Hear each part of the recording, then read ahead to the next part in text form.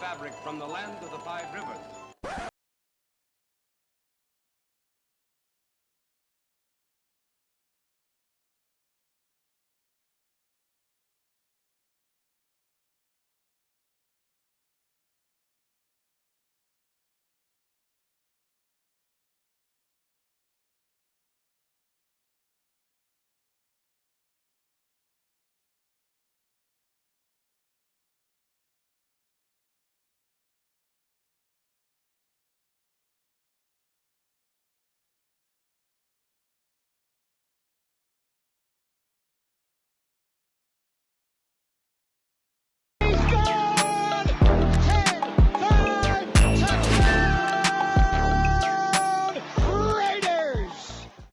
Years ago, when we came to Los Angeles, I really believed that the greatness of the Raiders would be in its future.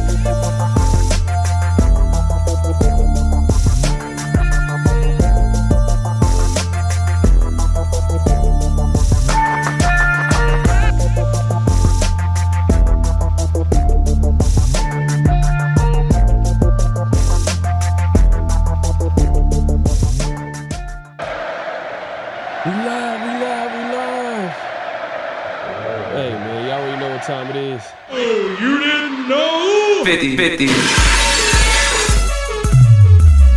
Welcome to the 50-50 Show with PharoahNFL and the Severe Raider, the realest show for Raider Nation. The perpetuation of the greatness of the Raiders to take a professional football team and give it a distinct characteristic that's different from all others. Make sure to clock in, like, comment, subscribe, and hit that notification bell. Man, y'all already know what time it is, man. It's the 50-50 Show, and we got a special guest in the building. We got Adal Usman NFL in the building. Make sure to check out my guy on his YouTube page, obviously all over social media. Severe is on a little hiatus, man. He'll be back soon. He'll be back soon.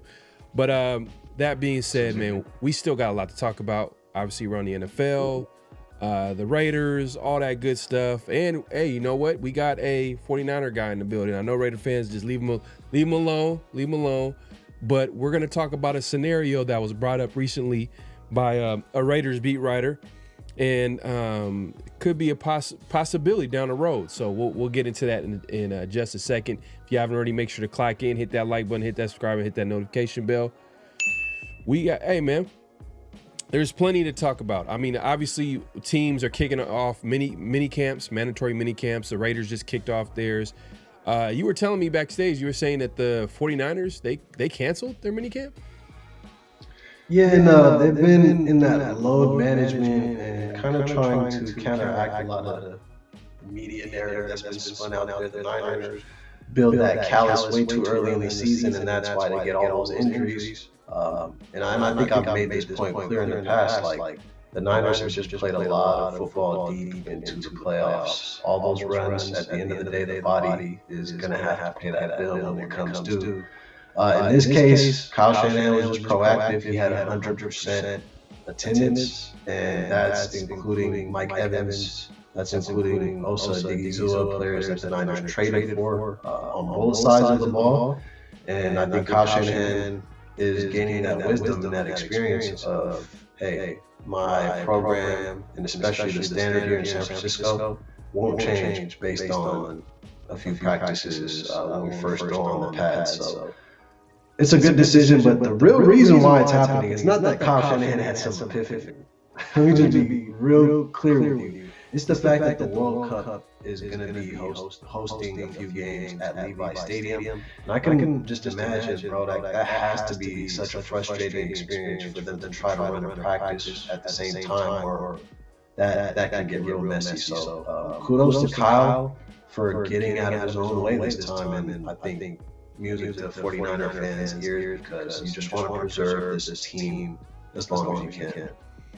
Yeah, that's pretty interesting. With it's kind of a weird situation going on with the World Cup. They're kind of spread out everywhere around the country. I know they got games in the Bay Area, LA, Seattle, New York is where they're going to play the final. Is that where they're going to play the final? MetLife Stadium will host the final. Which is going to be interesting because MetLife Stadium is a very strange stadium to a lot of athletes, who tend to get hurt, you know what I mean? And we'll actually talk about that in one of our flags too, about the field stuff, but we'll get into that in a second. But as far as attendance goes, so as far as attendance goes, the Raiders obviously they really didn't have, I wouldn't say they had 100% attendance. Atlanta, you said Atlanta too? Oh, okay. Man, they everywhere. They spread out. And it's interesting too, because I wonder how that's going to take effect on the athletes who, if they continue to win, they're jumping from different time zones.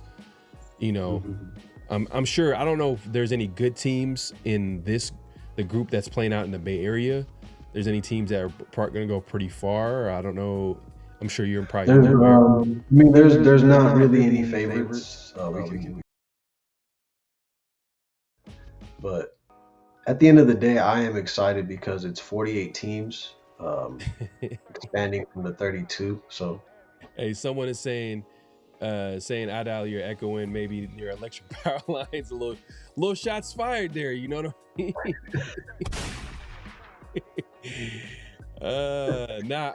I think I'm glad you, Salvatore, man, appreciate that. I just adjusted it, so let me know. If you're hearing Adal, I got Adal if he's echoing. Just let me know in the chat if there's any sound issues for Adal. I think. Hey, help us calibrate, man. Help us calibrate real quick. Yes, sir. But as far as the attendance with the Raiders, I know Nakobe Dean is a guy that they picked up earlier in the offseason at linebacker, along with Quay Walker, two Georgia guys. So we'll see how that goes. But Nakobe Dean hasn't really shown up to the OTAs last week, and obviously he was missing today at Raiders Minicamp, which is a little bit concerning because now it's like, all right, he must be hurt because he did show up to media day yesterday. So it's not like he's not in the building. And Mike McCoy, assistant head coach for the Raiders, he kind of came out and confirmed, like, hey, we're not worried about Nakobe Dean, but he's been in the building. So it's one of those situations where he probably got nicked up. But since we're in the off season, they're not going to really say too much. Because you know how they're required during the season to let you know exactly what injuries the players are going through and So we'll see. And I'm glad you brought that up, bro, because that's something I think the Niners have had to deal with as well. Like Ricky Pearsall is one player that sticks out because if you looked at his production like those first 4 games, he was balling out. Statistically speaking, his name was amongst some of the stars of the league. But for whatever reason, he can't seem to stay healthy in between the lines. So the Niners, again, just extra precaution. So they're staggering which days, which players are resting. And, hey, you got to try everything if what you've been doing in the past didn't work. So kudos to, I think, the Niners team for at least acknowledging that, So different teams are finding different ways to address their offseason program. So obviously the Niners doing it a different way, especially with everything going on in the Bay Area.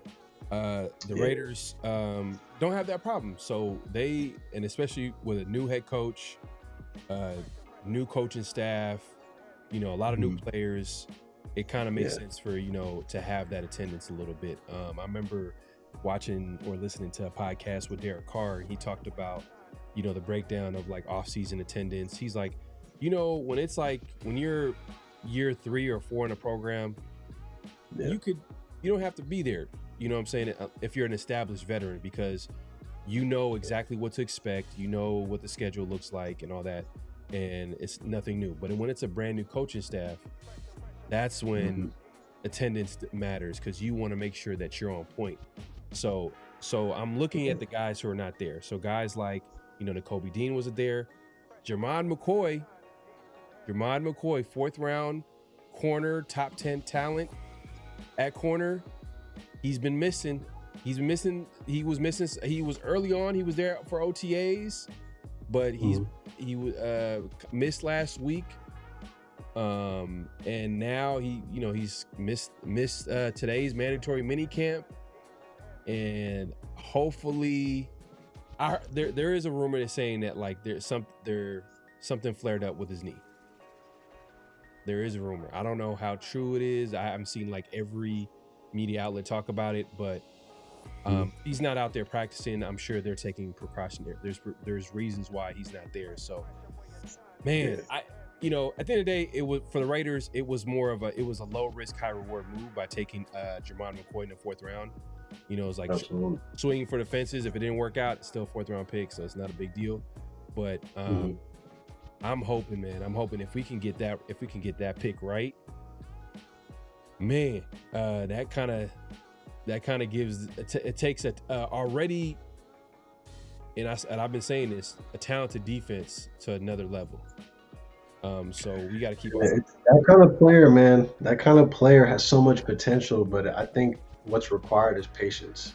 And you guys, just fortunately, like you said, the program is still in its infancy, so it's like you're still, installing a lot of plays and figuring out who fits where. So right now, there's just no need, because there's no games of relevance being played. So it's just like, make sure everybody's either getting healthier or not getting more injured. Yeah, I wonder what their approach is going to be. With him specifically, or? Yeah, someone said I thought that was severe with no hat. Nah, it's my guy Adal, man. Put some respect on his name, man. My guy Adal in the building. Justin Energy says if he has any relapse in his knee, they might put him on the PUP list, which it could possibly happen. But I wonder with his specific situation, do they opt for surgery? And the earlier, the better, right? But then, what they said is if they have to address that surgery, the way it's set up, like if it doesn't go the way it's planned, his career's over. Because they have to it's some weird procedure where it was like a meniscus. Where they have to take a piece of his knee. It was called a bone something. I'm trying to remember, but a bone graft, perhaps. Yeah, it was something strange. Bone plug. They called it a bone plug. So like, it sounds crazy, man. Positive, necessary, man. But But I just think, man, like, man, I'm hoping for the best. I'm hoping for the best for Jermon McCoy. But there's still some good news coming out of training camp. Obviously, the usual suspects. Genty, Bowers, all those guys look good. From all accounts, Kirk Cousins also looked pretty smooth out there. You had Vinny saying that like this is the best he probably looked since he was healthy a few years back. You know what I mean? Because people forget that Kirk Cousins was a pretty solid quarterback until like he had like that Achilles tear, which kind of threw off his whole situation with Atlanta. Then Michael Penix came in the building, and so that's what coach, man, you crazy. But yeah, so I mean, I don't know if you had a chance to like pay attention to any of the news coming out of Raiders, minicamp, but it seems like so far so good. I mean, this is like a positive time of the year, so I don't think we're gonna hear too much negative things outside of like players.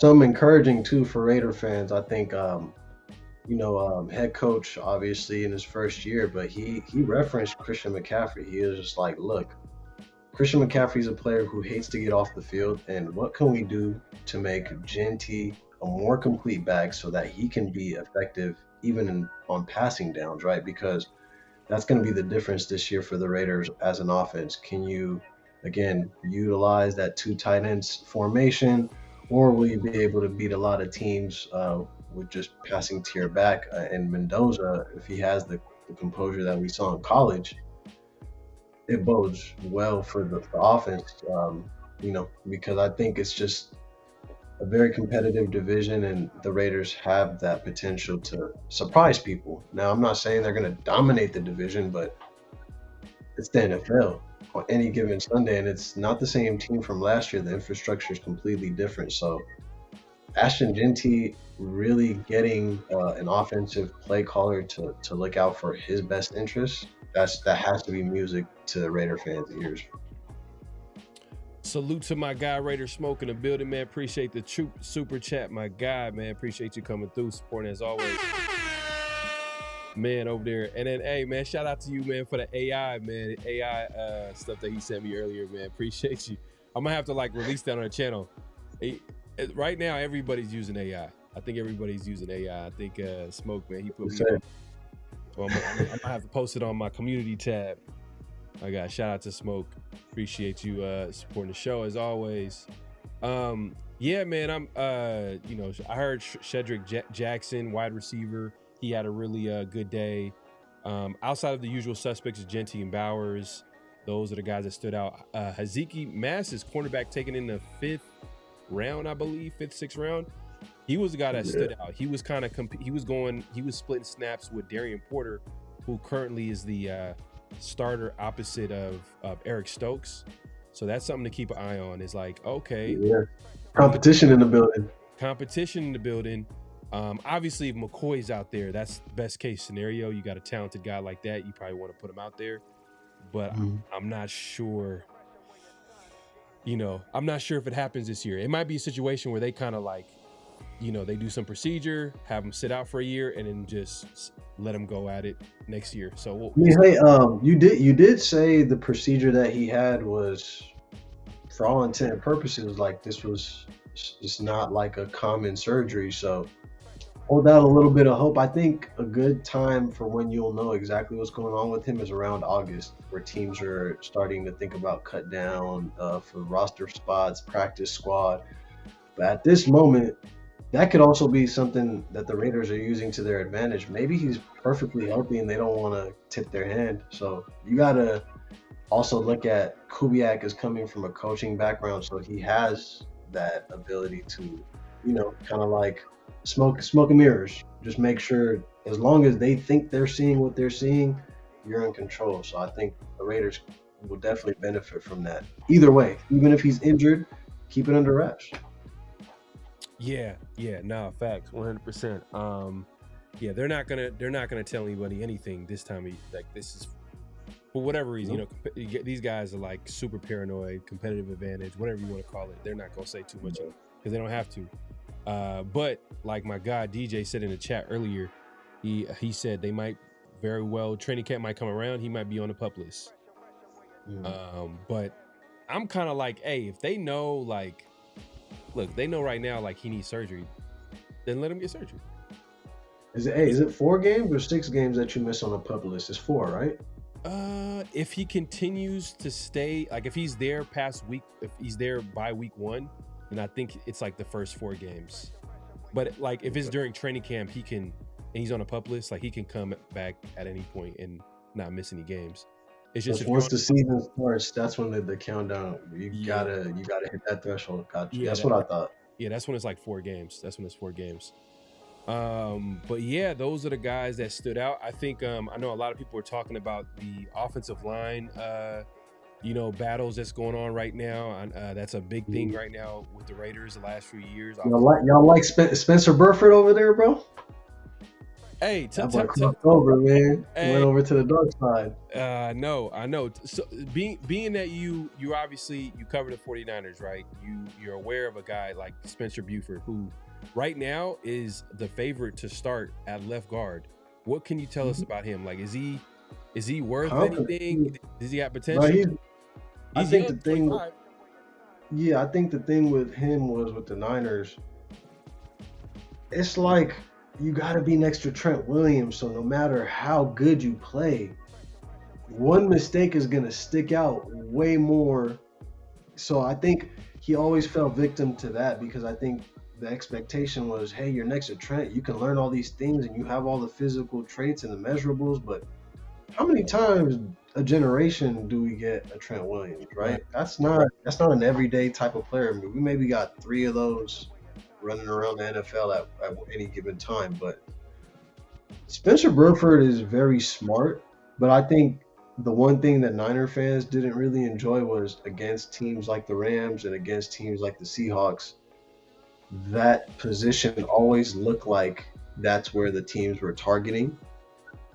Now, again, like when we're watching the game, we're not understanding the schematic decisions that have been made that put the player in that position. So it might be unfair, but his time wore out in San Francisco, namely because of that. It was just always, he fell victim to being not as good as Trent Williams. So, wow, I think it's more so a fresh start for him over there, because in my opinion, Colin McKivitz on the Niners, since we've drafted him, I think out of West Virginia, he's just consistently gotten better. But if you listen to some of the local media members, it's kind of like they talk about him as if like, we could get a better player. But it's like, dude has been a starter, consistent, played big games, and Spencer Burford's been in the Super Bowl. So I think that's where the Raiders' benefit is. He no longer has to play up to Trent Williams' level. He can just play his game with the Raiders. And I think, obviously, with Kubiak as coach, he's going to make sure to bring some of the same elements of the West Coast offense, making sure that the run scheme is going to highlight his talents versus putting him in like a lot of pass blocking situations where that might not be advantageous, because you have the Denver Broncos and a retooled Kansas City Chiefs team, and the Chargers also have a pretty good defense. So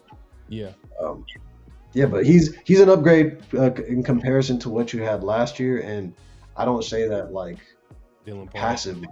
I don't say that passively. Like it's an obvious upgrade. You went from like maybe like a little mid-sized car to a big body, and you got some rims on it, and you're taking up a full parking spot, So okay. To use that analogy, man, Spencer Burford is gonna really give that whole offensive line like a new identity, I think, and a little bit more speed. He's athletic. He can move. Yeah, and I think that's why they like him. They like the athleticism. They like this offensive coaching staff. Obviously, they value offensive. They value athleticism in their big guys, the big offensive linemen. They want that athletic offensive lineman all across the board, and you could tell by some of the draft picks they got, like guys like Trey Zune, who was like a 99 on the I forgot the it's an athletic scale that they had on him. And I seen that. Yeah. So which pretty much speaks to the type of system they're trying to run. It's similar to the 49ers, kind of like that outside zone blocking scheme. So it makes sense that, okay, Spencer Burford comes into the building, which we kind of were like, is it going to be a guy like maybe Meredith, who was a guy that like is pretty solid at guard? Last year was his first time starting at center. It's kind of a weird situation with the Raiders coaching staff.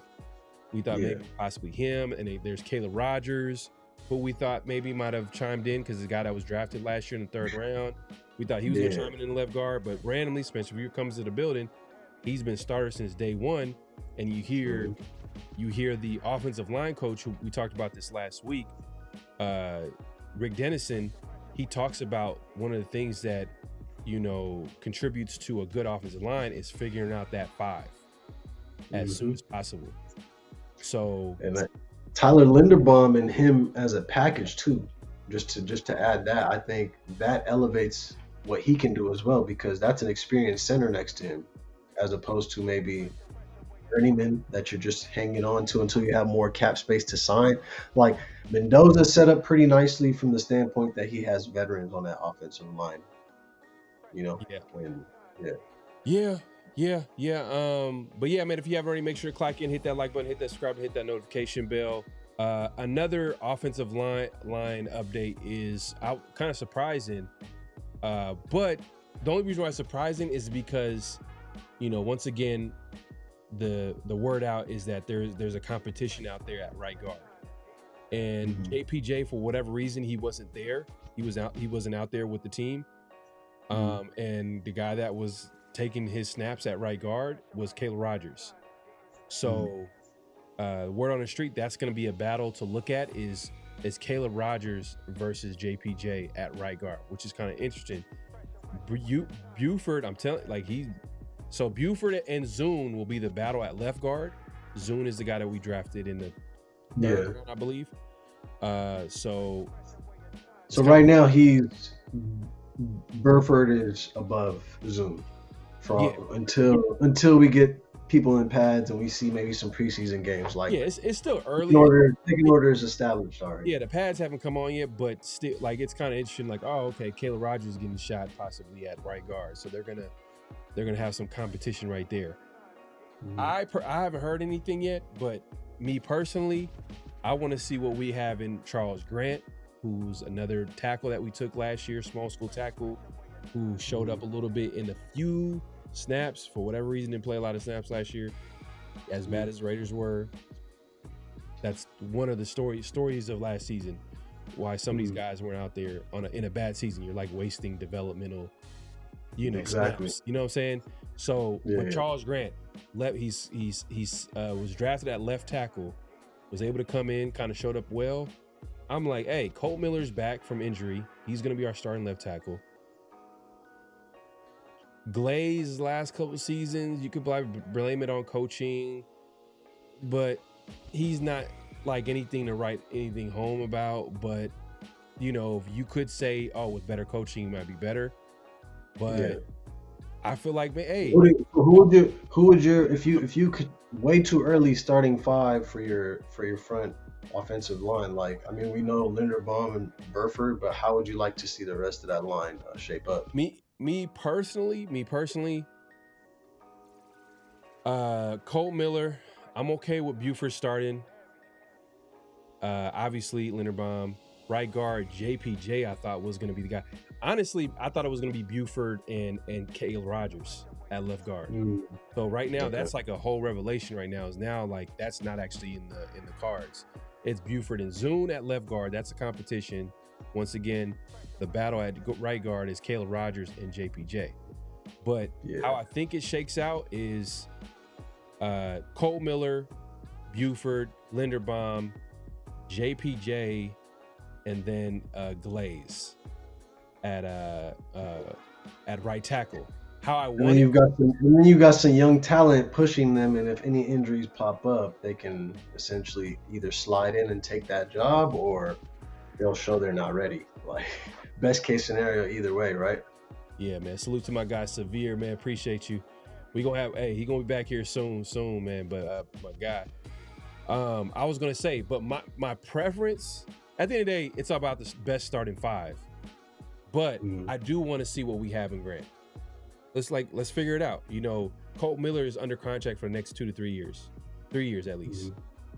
Left tackle. You also have to think you have an elite tight end who can block and run routes. So that choice on who's on the edge, not only is it the blind side, but it also impacts, I think, the best part of your pass game. So I think that'll be something the coaches will look at too. Like, how's Brock moving, around, and how are they, because there's going to be some two-man block concepts, for example, or a route that develops a little later. And how does that look, right? Because football is just organized chaos. Who can just be subtle about what they're doing, consistently. So Bowers being an elite blocker is a overstatement, but he's solid. He's solid. I think he's more of like the pass catching type, gets the job done as a blocker.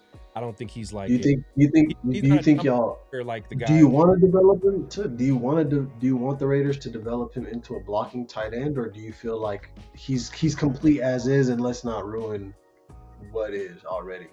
I think he'll be like, obviously if he could be an elite blocker, that'd be a huge plus, but I don't think that's going to be a major, like, I think if he could just be, just serviceable, solid, basically. You know what I mean? Because his main job, to be honest with you, he's going to be the number one option on offense. Like, he's going to be in the slot. They're going to be moving around. Think JSN, but at tight end. Like, how basically Kubiak came in, he figured out who's the number one pass catcher that the offense should run around. Oh, okay. Yeah. Jackson and Jigba, okay, he's going to be the guy.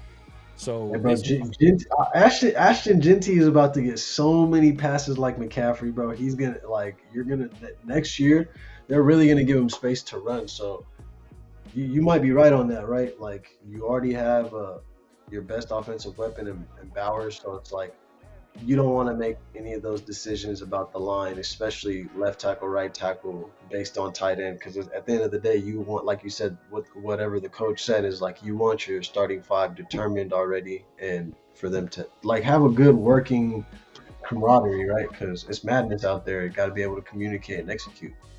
Yeah, no. And Raider Nation 510 says need a tight end too to step up.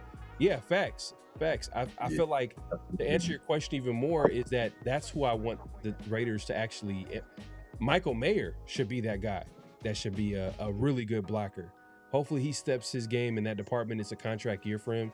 It's his last year on his rookie deal, so hopefully he can step up in that department and be that number two tight end. If not, that's going to be to me. I even said like underrated kind of move for the Raiders to make, just because there were so many tight ends coming out. And but who would have thought that like blocking tight ends would have went in the second round this year, which is crazy. But anyways, but like I think that's going to be moving forward. I feel like that's the key to unlocking the offense, is having like a guy to complement Bowers, and a guy to complement Bowers is more physical inline blocker. Kind of like the guy in San Francisco, but not necessarily his skill set. Like, he doesn't have to be a great player like him. He just so happens to be a great player and an inline blocker, almost as dominant as a tackle. Like, you know what I'm saying? Like, we just need a blocking tight end, but hopefully Mayer can be that guy this year. If he can step up in that department, that'd be huge. And it's really like, we're not asking you to be a great blocker 100% of the time. It's just on those plays where you need to be on your assignment. As Mendoza says, you're 111. You kind of got to just do your job, and everything else will take care of itself, really. Yeah. But that pretty much wraps up some of the thoughts I had. I mean, we're gonna get into some of the notable quotables, flags on a play, what's real, what's not. So we'll get into all the usual suspects as far as segments goes.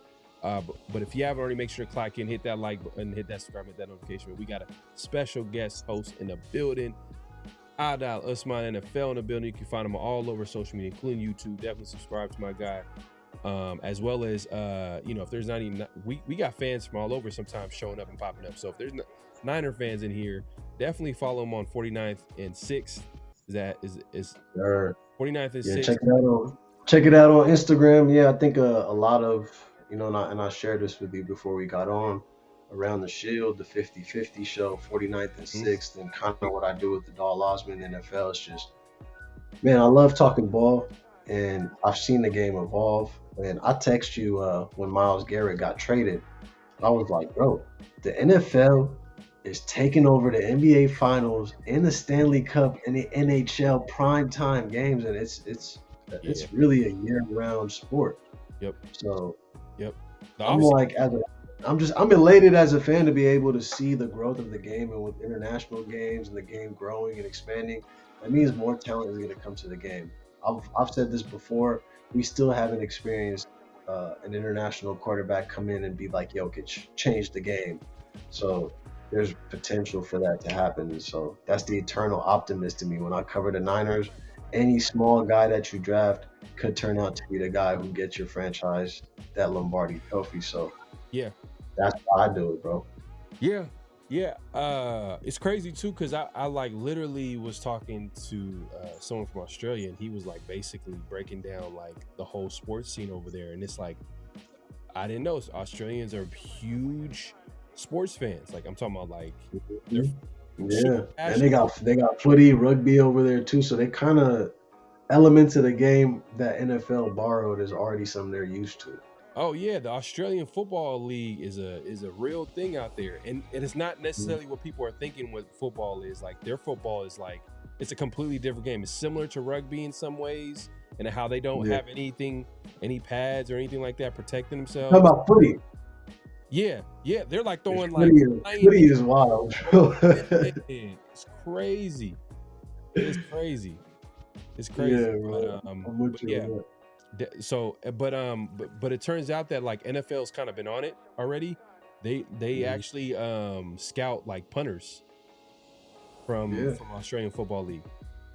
But right now, the Niners, they used to have Mitch Wishnowsky, who was the punter and kicker.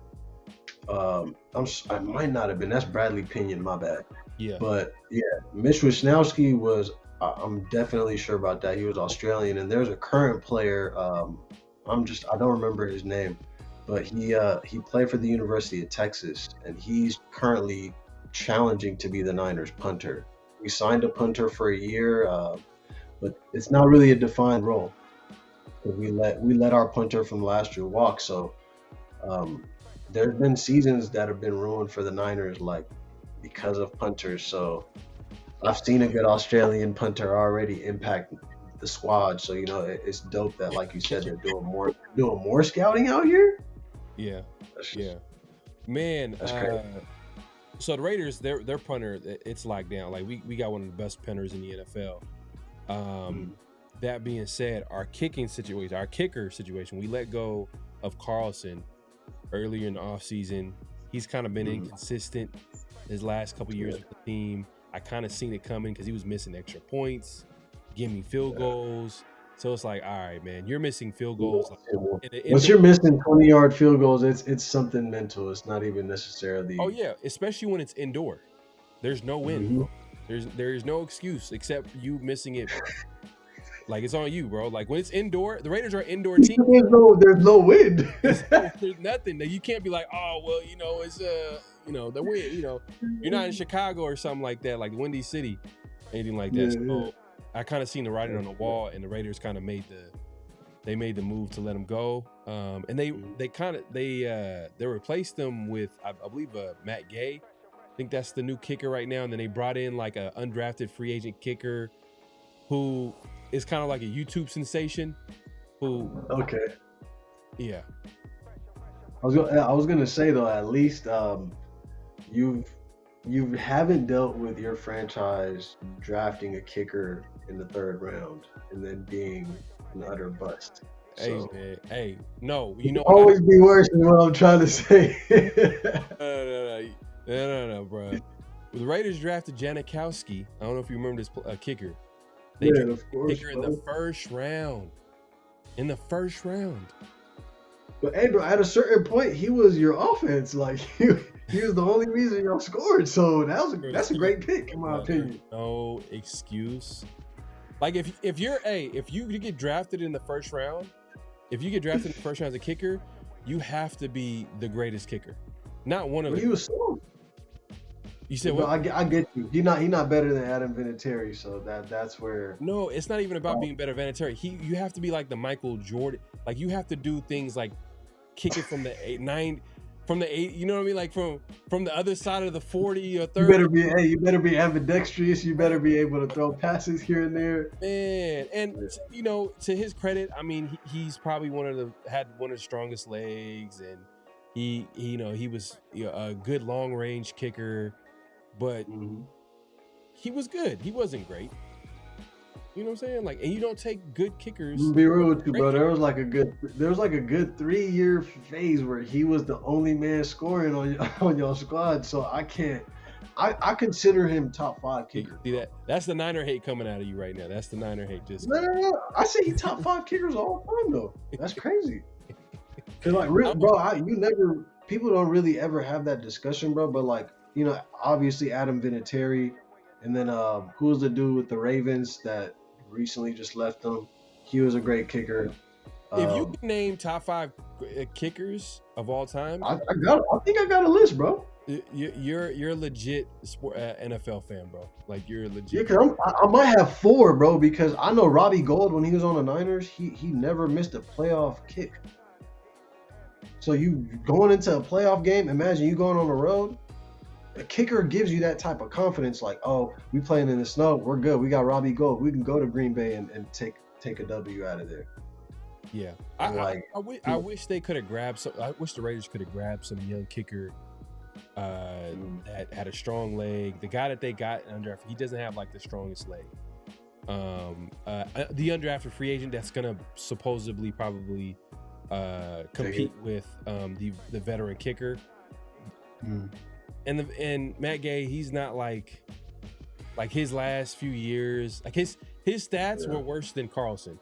So it's kind of like, damn, like we got a veteran kicker, but we replaced them with someone slightly worse than Carlson, who's kind of been struggling a little bit. And then you get an undrafted free agent. He's not known to have a strong leg, just more of like a kind of an accurate guy, but like he's not known to kick a lot. You got to look at it like this too, because once and I'm speaking just from what the Niners experienced last year. You know, they had to make that decision. They cut what's his name, bro? I've already forgotten his name, man. 3rd round pick from Michigan. It was just Jake Moody. It was just so bad. Like, they brought in their current kicker, and their current kicker just new environment, just kind of got like a revival. And you know,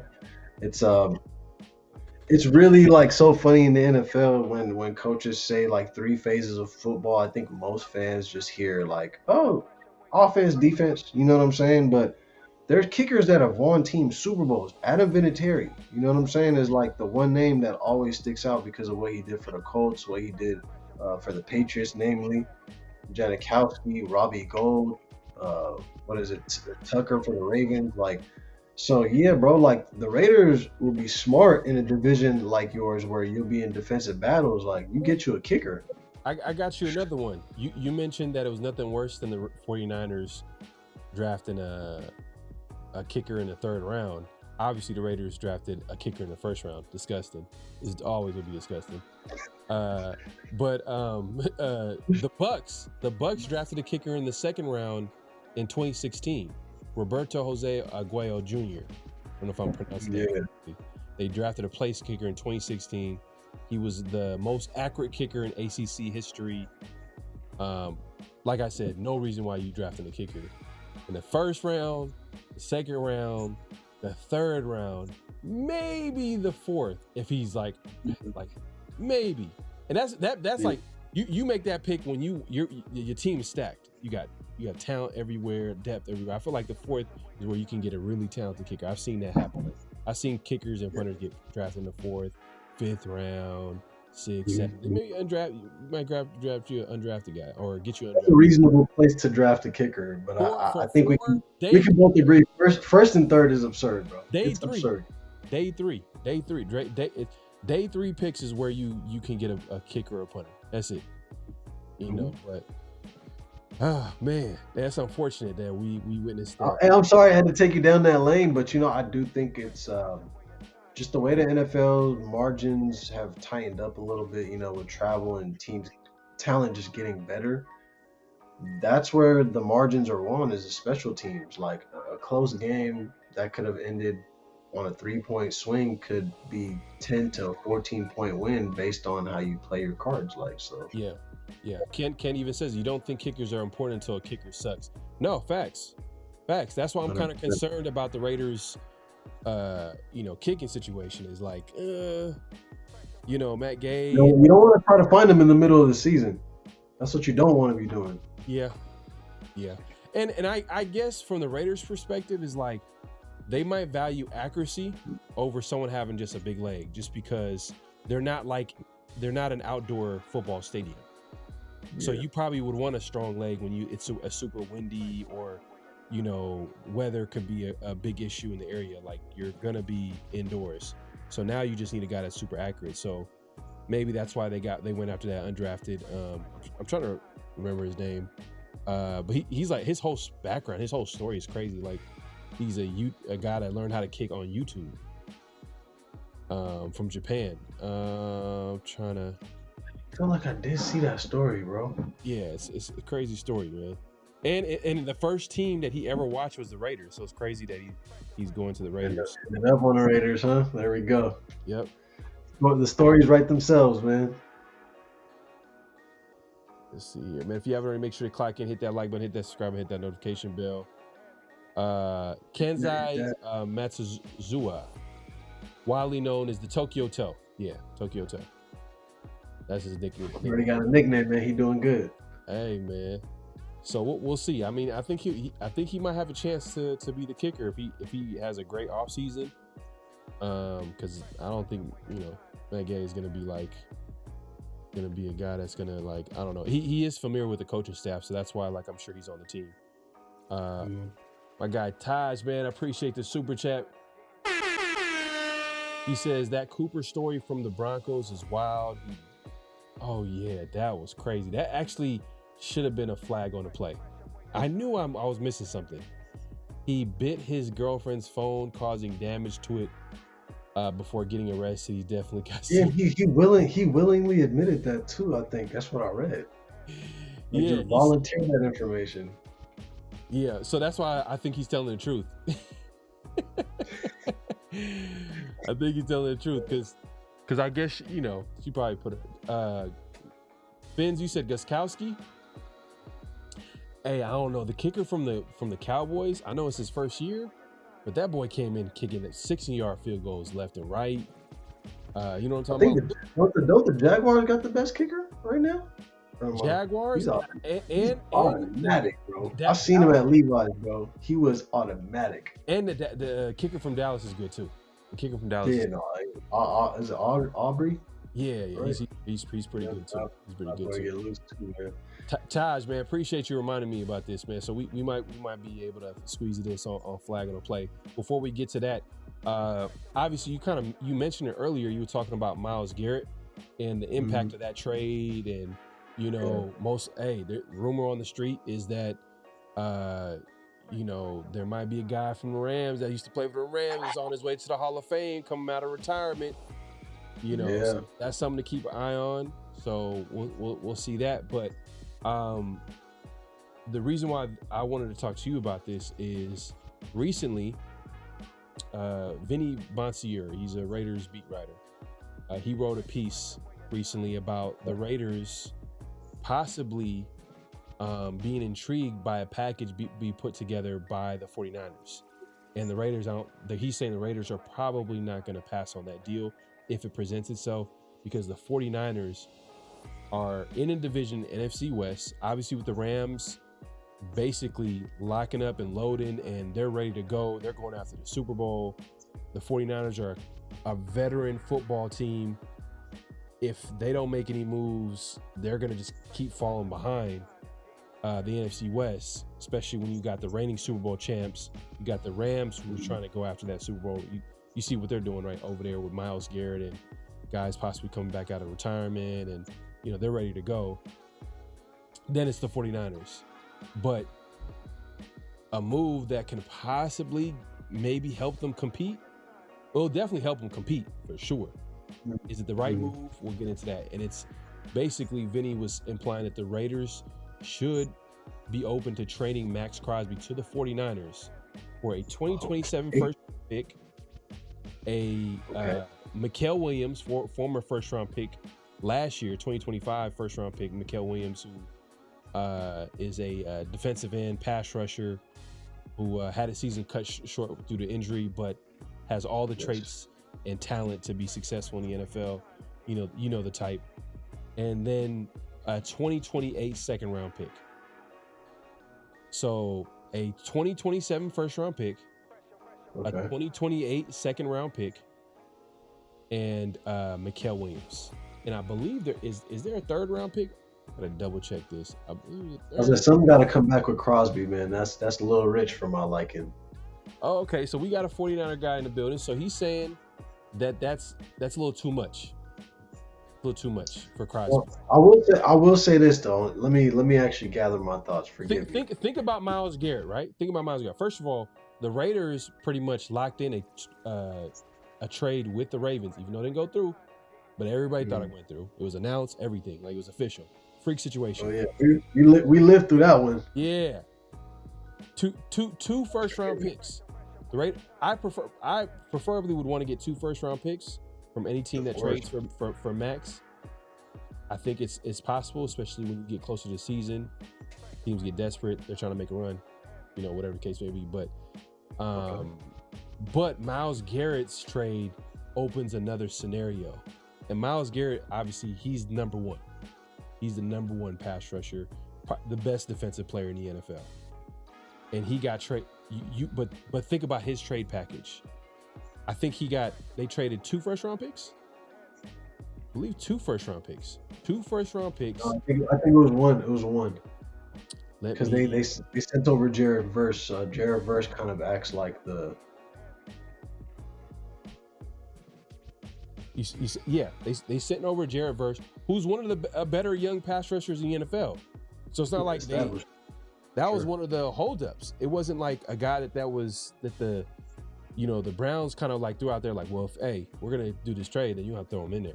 And there's a little bit of like, finally they kind of gave in and was like, all right, let's do it. Trade. Let's see here.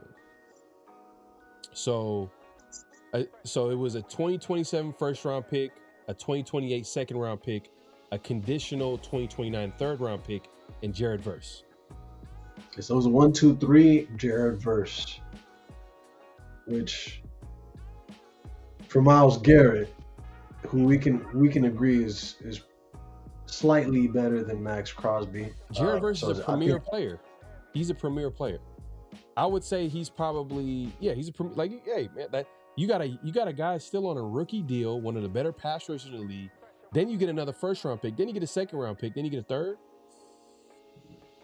I'm not saying that Jared Verse is better than Myles Garrett, but like for the Browns, who are clearly rebuilding and they're a young team, and a guy like Myles Garrett who's in the prime of his career, kind of the same situation that I was saying with Max. So look, I want to walk down this hypothetical with you, and I've been trying to envision what it would look like, right? So let's just first and foremost, bro, let's look at like what the calendar is, right?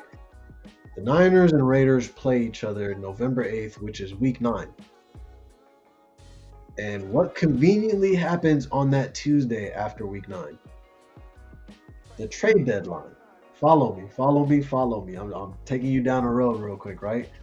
So the Raiders and Niners, obviously, they've got the historical Bay Area beef. I don't see that deal being consummated up until the day after that game, if a trade of this magnitude to happen. But you have to also think about contextually, like what that means. Would the Raiders be okay potentially giving the Niners the piece that they've been missing to get them closer to that Super Bowl? And the way you framed it with the 2027 NFL draft, the Raiders are trying to recoup on those draft picks that they got for Max Crosby. But I would just push back and maybe ask you, why is Max Crosby worth a first round anymore? Especially with all the questions that they've raised going into the season, the Niners would probably be best suited to just say, let's see what his production looks like. Who Max? Yeah. Max, for simple, Max is a top. For the simple fact. Arguably. No, go ahead. So Max is a top 3 pass rusher. So he's a pass rusher that can. No, yeah, I'm not disagreeing there, bro, for sure. I'm more so framing it around how GMs think. He got traded somewhere and they failed him for that physical. So now the Niners are kind of looking at it like, but we already dealt with a player who was injured, and that we'll get to Brandon Ayuk a little bit later. But I think there's a lot of risk for the 49ers because you're asking for them to give up it. I guess the fact that Michael is coming off injury, but he's on a rookie contract, right? And when he was healthy, he's not just specifically a defensive end. He also plays inside. He's a very big player. Like, he's, very versatile. So I think when you trade for a Michael, you're trading for a player who can play 2 positions. Mm-hmm. And I know what Max is. He's just a defensive end, right? So that's what I meant. Like, obviously he's a perennial, showstopper. But I think what the Ravens did is essentially like hurt the trade capital at this point in time when we're speaking right now in June. But during the season, if he starts out with like 4 or 5 sacks, the compensation package goes right back to not only 1, could they potentially ask for 2 first-round picks. And don't rule out the Seattle Seahawks. Like, I don't know if they have the capacity to do it right now, but they've always been a team that's been very aggressive. And if Max Crosby doesn't get traded this offseason or during the season, this upcoming season, you can expect Seattle, you can expect the Cowboys, you can expect any other team that may have had that lead. You can see the Eagles maybe being aggressive there. They were trying to get active on the Myles Garrett thing. And I'm starting to recognize, I don't think the Niners make those type of pickups. They like to pick up guys that can come in and be rotational pieces, and you can get them for third to 5th round pick.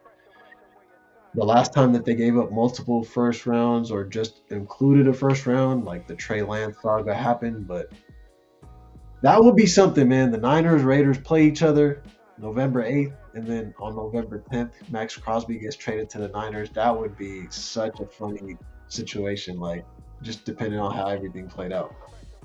Ken says it's important Max does good in his season to show he still has it. Oh, for sure. And he has a huge chip on his shoulder.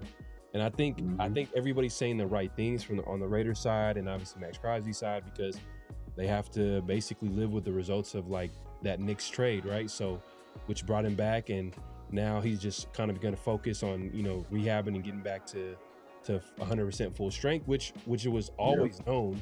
It was always the process. That's why I was like, for him to fail that physical, not to bring up that conversation, we all know what it was. It was they seen an opportunity to sign a guy that they thought was going to be signed away day 1 of free agency, which was the pass rusher from the formerly of the Bengals, which they signed. Trey Hendrickson was real. He threw the wrench in all those plans, for real. Yeah, on top of that. So they got cold feet. They're like, we don't want to give up these picks. So it wasn't, I don't think it was I think it was just like, what it was is the compensation. They were like, hey, we can just sign this guy and not give up 2 first-round picks. And I think they didn't think they were going to lose Linderbaum too.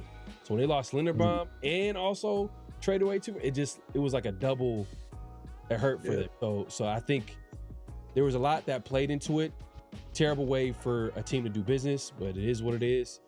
I'll go sometime. But I do agree, it did hurt his trade value for that moment, because all the teams that were negotiating, they already went into free agency and made their investments. That's what made it so ugly of a situation. It's like, it's not that the Ravens not wanting Max was the problem. It's like the way they could have just said no in the beginning, and then the Raiders could have moved on, maybe negotiated with a different team, and then he could have went to a different team. But that being said, I do agree the trade value kind of got hurt a little bit. I think where and I think we're in agreement too. That's fickle, because I think that's just people spinning narratives. But at the end of the day, like I said, he starts the season with 2 sacks and 6-7 tackles, and he's just on that trajectory. It actually puts the Raiders in the driver's seat in terms of, do we want to stay put and see if we can disrupt an AFC West? So there's also that possibility.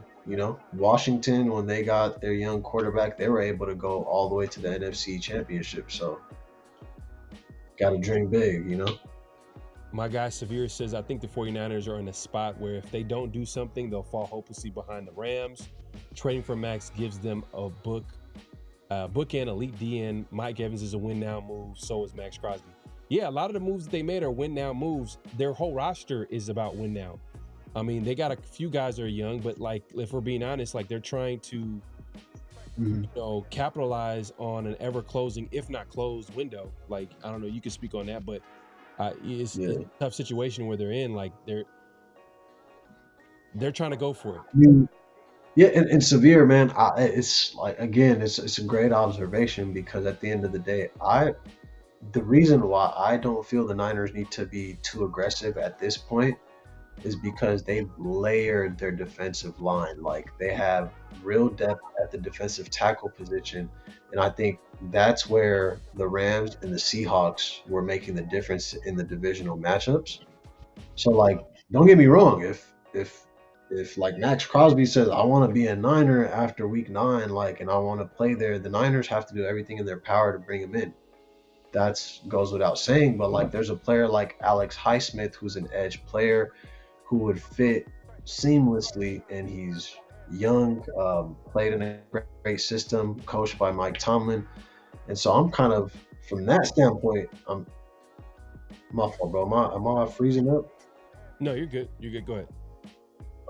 Just making sure. So yeah, like a player like Alex Highsmith, and you know, like last year the Niners signed Keon White, and this was following Nick Bosa's injury and, you know, Fred Warner's injury. So a lot of people, I think, it's easy to forget, because last year the Niners were on their 3rd string, 4th string linebackers. Like, Eric Kendricks was signed off the street. Eric Wallow was still on the roster and earned himself, but you know, he was a journeyman practice squad player for the Denver Broncos, found his way to the Niners. So I think that's the one thing the Niners have, is the depth, and they've already got Osa Odighizuwa on the defensive tackle position. So it's like they need health more than they need splash signings. And with everything going on with Brandon Ayuk and the cap space maybe needing to be manipulated going forward, I can see the Niners being a little like conservative about how they go about with the roster construction, you know, but they love to be active week 9, trade deadline. They will make sure to go get a rotational defensive tackle. Or, you know, if a player is disgruntled and wants to find his way to San Francisco, I've heard that the Niners are also silently in the market for a safety, because they do feel they have enough defensive ends and defensive tackles through the draft and free agency to where they want playmakers. You know, the Niners only had 6 interceptions as a team last year. So that was easily bottom 5 in the NFL. So for the Niners to still have won 12 games, to still have been competitive, you know, you add Max Crosby to the opposite side of a healthy Nick Bosa. And Max is not just, it's not a depth move. Max is, and I know you're not saying that he's a depth move. I just want to make this point, is that like Max is one of those guys, like he's a game changer. He's a blue chip player. He's one of the best players at his position. And then he becomes Nick Bosa, in my opinion. If he joins the Niners, he becomes the premier defender on our team. You got Nick like, Bosa, even maybe supplanting Fred Warner as well. Right. You got Nick Bosa, you got Max Crosby on the side. That is where it makes that would make San Francisco a little bit more interesting. Now you got some huge pass rushers that can get after the quarterback, that might change some outcomes of the games. You know, especially when you got, you got Shanahan coaching the offensive side of the ball, if they can get the ball rolling that way. And then you got guys that can get after the quarterback. It's just, I'm just saying it makes sense. Hey, our defensive line coach too, man, Chris Kasarik. He's been with Nick Bosa from the very beginning. He's a coach multiple times, has been offered defensive coordinator positions, and he's repeated, I only want to focus on the defensive line. And so, bringing a player in like Max Crosby to work with a coach like that who's so detail-oriented. And as you see, every year the Niners are adding lesser-known players, and they're producing within the scheme, right? So like you said, a game changer, a game wrecker is obviously what the Niners will have to do, because the Rams really they kind of flipped the whole game on its head. So it's time, like Severe said, the Niners might have to be comfortable with gambling and potentially having to pay a loss out next year, whether that means losing draft picks, but you have to be aggressive because this is a 2-year window. Yeah. You have to try. What makes it interesting, who is it coming from too? It's coming from Vinny Bonsignore. So he's a Raiders beat writer, but he also, I feel like there's sometimes situations where I feel like, oh man, it seems a little, Raider friendly. So real detailed. Detailed, like, oh, I don't know, like, well, not to say he doesn't get. I'm not saying he doesn't get. It's just, I just feel like, oh, okay, that's kind of interesting that it's coming from him, because maybe that's him trying to create a little bit of buzz and a conversation that, could be I scratch your back, you scratch mine later down the road. And then that could maybe. I mean, hey, Rossini. Man. Anthony, hey man, appreciate you pulling up, clocking in. Anthony, man, appreciate you clocking in. If you haven't already, make sure to clock in, hit that like button, hit that subscribe button, hit that notification bell.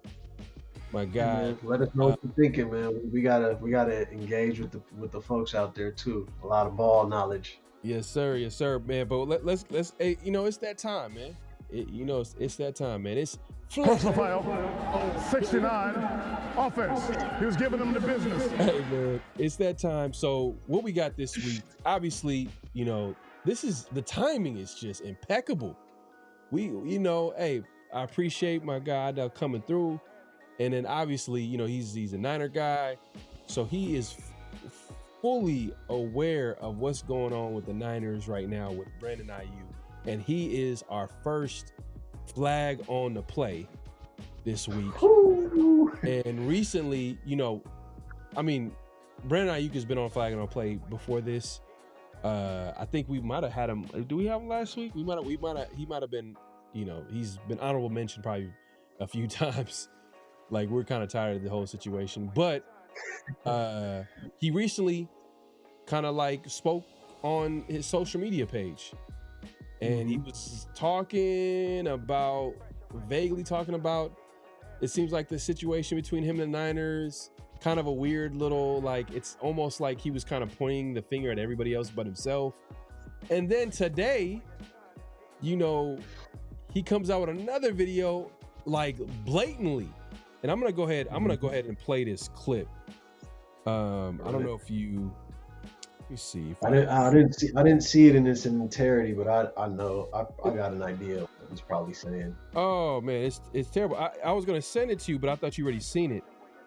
No man, I wanted to do it live, and because I want to see what angle he's trying to spin. Quite frankly. Oh man, it's bad. Because bro, like, hey, you could really ask a lot of people, man. I was at a wedding 2 years ago for our cousin, and I was one of Brandon Ayuk's biggest supporters after that 2023 season.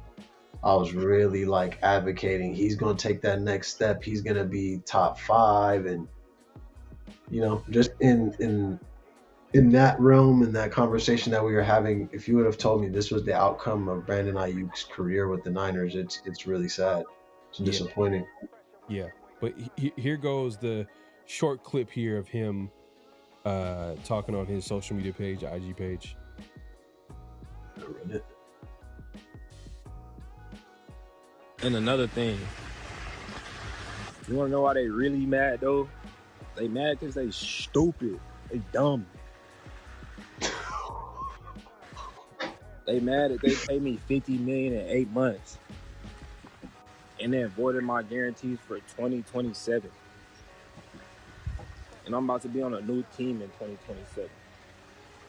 They mad at they sales for real. Niggas acting like they mad at me, but they stupid ass mad at they. So that's the short clip of Brandon Ayuk that was posted today. Man. Hey, I would think that this probably would hurt his future negotiations with teams possibly down the road, and whoever that future team is going to be. I mean, a lot of people, I think I see. Hey, bro, legitimately, man, I seen something that I'm not forgetting his name right now, man. Number 88 for the Cowboys. I'm slipping on his name. You said Went to Oklahoma. You said who? Say it again. Cowboys receiver wore 88. I'm slipping on his name Michael right Irvin? Michael Irvin? now. No. The one after him. Bryant? Des Bryant? Dez. My bad, Dez. It's all love, man. You got Kobe's last name. Come on, we're not gonna do that to you. Des Bryant, for real. He was saying even someone like Des Bryant, who had a public, a contractual disagreement with Jerry, who's one of the most animated owners in the NFL. He even said Brandon Ayuk's not handling this like a professional, but that arrest warrant coming out 6 months later is a smear campaign, right? And my response to that is, what did Brandon Ayuk expect the Niners to do? Did you not expect them to use the resources that they have available to them to spin the narrative? And to be honest, not making it real hard to do. And it's an indictment on JUCO products. This is the immaturity that throughout, NFL like scouting, throughout the history of NFL scouting, that's always came up is, why did you go the JUCO route? Was it you weren't good academically? Did you have character issues? Did you lack discipline? And quite frankly, Brandon Ayuk saying the Niners are stupid, because I'll start off what he just said. No, giving up $26 million because you can't remove your ego from the situation, that's the definition of stupid. Go get a dictionary. Like, Brandon Ayuk, this is somebody, again, when he came into the Niners as a rookie, that was a player that a lot of fans saw great potential in. And objectively speaking, a lot of people make comparisons to him being the little brother of Julio Jones. And that was not said lightly. He was jumping over players. And he's like that on the field when healthy. I don't want to make it sound like Brandon Ayuk's not worth the headache. But at a certain point, you're selfish. You're saying I got $50 million in 8 months, and you're trying to make that seem as if you stole that from the Niners. You had a rookie contract that you played on, and that $50 million is a reflection for everything that you did during that time. And the Niners made an investment in what that player was and the ascension, the trajectory he was following in his career. That's what they invested in. But after the Super Bowl, the Niners lose in overtime, arguably probably my second favorite Super Bowl to watch, even though the Niners lost. That game went into overtime. The last possession, Patrick Mahomes is like that. It's fine. I'm not one of those fans that's like, oh, the refs did this, did that. No, it's marginal football. And Brock Purdy could have found Brandon Ayuk, but guess what? Somebody decided not to block. And it's like he had no time to make that throw. Right. And at that point, Brandon Ayuk post-game interviews, he changed as a person. Had the glasses on when he was getting spoken to, as if maybe he was emotional and crying, and created this whole situation to kind of just come out and make it seem like they're holding on to me because they're scared to let me go. Honestly, the Niners are not scared of anything. If anything, they're probably talking to their legal team and seeing if there's any way they could really get signing bonus forfeiture. He's dealing with a legal issue in Santa Clara County, and that warrant can be taken care of. But then to follow up 2 days in a row with videos where you're not coherent, you're not really making valid points, you're digging yourself a deeper hole. And why would Washington on this, and forgive me for kind of going long on this, but why would Washington want to get a player like that involved in their organization? And furthermore, if Jaden Daniel gets hurt, does Brandon Ayuk have any motivation to play with the Washington Commanders? If I'm thinking these things, you don't think GMs are thinking this? And let's just really remember, the NFL, the conversations happen behind closed doors, and he's not doing himself any favors. No, facts. And the thing is, too, is does he think that he's going to get $50 million in his next contract? He's going to have to do a whole lot. I'll be saving this money, bro, because all his comments talking about, I bought 10 cars, he bought 2 chains, he does this, that, and the third. And to be honest, my question, if Brandon Ayuk ever sees this, is why weren't you doing this during your rookie year, your second year, your third year, your fourth year? Why'd you feel when you were the benefactor of Christian McCaffrey, George Kittle, Emmanuel Sanders, Deebo Samuel, bro, all those play. Okay, maybe not Emmanuel Sanders, but Deebo Samuel was way more productive than Brandon Ayuk. Was a way more important player to what the Niners needed at that point in time. At no point in time was Brandon Ayuk option number one. Right. At no point. And So let me. we're not gonna. What happened for him to kind of like break ties with the 49ers? Like this, like I'm over it. Like what happened? Was it the contract negotiation? Was the contract negotiation? Well, he got his money. You know, when a player signs that big contract, there's the guarantees that come in, right? So he got his first. He got 25. I want to say 24, something like that, up front. So that's money that the Niners really. That's money that it's out the door. It's never coming back, right? And he got paid for the following year where he played 7 games and got $25 million. And that's where he comes to that conclusion of like that $50 million for 8 months, 7 games that he played. But I'd argue that contract holdout caused him to come into the season out of shape. He was dropping a lot of passes, didn't look like Brandon Ayuk, and then he tore his ACL. And it's poetic how it happened against the Kansas City Chiefs, the same team that caused the diva in him to come out. So for me, sometimes you reap what you sow, and some people just don't want to get out of their own way. And Brandon Ayuk is like one of those people. I'll never feel bad for you because Kyle Shanahan went to bat for you. And unless I don't know something, maybe he'll give us a little bit more of a hit tomorrow. He's indirectly speaking to either John Lynch or Kyle Shanahan because he's calling them, you know, female dogs and cats. And to me, that's passive aggressive. If you're a man, you're gonna say what's on your chest. So stop playing this game. Either you're a victim and stay a victim the entire time, or pop your shit, talk your shit, and you're not going back to the Niners. And it seems he's choosing the latter, but you're not getting any sympathy from anybody for making adult decisions, my guy. Right. That's just, you know, that's how the cookie crumbles. And for me, showing up to practice when everybody on the Niners is wearing black shorts and you wear red shorts, and Kyle Shanahan comes up to you and says, "Why are you doing that?" And then he takes off his shorts and makes this like, it's at a certain point, you weren't doing that the first 3-4 years, and once you got paid, you started doing all this wild shit. So what you're saying is the once he got paid, he The started. money brought out his real character, bro. It's Wow. So he thought he was option number one, and you know, like Christian McCaffrey, George Kittle, all the guys that are real paid, 5 years away from looking like. Oh man, That's wild, bro. No, that's facts, bro. That's facts. That's the type. But you know, that's the type of he mentality really he thinks, has right now. bro. He really thinks he can make the 49ers bend the knee to him. Like that to me is, you know, the Niners have let go of Joe Montana via trade. Right. Like they've let Jerry Rice leave. They've let T.O. leave. And Brandon Ayuk, I'm sorry. You're an accomplished individual. None of us are professionals, and we're obviously spectators, but I'm analyzing this on a deeper level, and you're just, come on. You're nowhere near Joe Montana. You're nowhere near Terrell Owens, and that's where, for me, that's where this conversation should end. Yeah. No, facts. I agree 100%, man. It sounds like the ego kind of got to his head.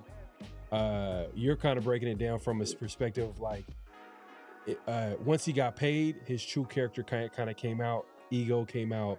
He didn't take to coaching at all, and once he got paid, he felt like didn't want to do rehab. Didn't want to show up for rehab that the team has contractually made you obligated to do. That is something that's in the language. And furthermore, bro, he didn't even file a grievance with the NFLPA, so he knows he has no leverage. He's just trying to pretty much, I took 50 from you and I'm spitting on you on the way out. Yeah. Nah, the NFL, and I read some articles too that kind of say the NFL at some point will want to get involved and make sure that the 49ers either get compensated or they cut him, because you don't want to set this precedent, because Brandon Ayuk is creating, they need to create an Ayuk rule. Like if a player signs a contract and doesn't obligate, if he gets injured and doesn't come for it, like they could void the entire contract and the player has to give up guarantees that he already got. Like, cause this is where he takes, being selfish like this, he ruins it for the next 5 receivers that's supposed to get big paydays. Yeah. And it already affected Jawan Jennings, who had more touchdowns than Brandon Ayuk ever had with the Niners. Brandon Ayuk's highest touchdown total season, 8 touchdowns. Jawan Jennings had 9 last year.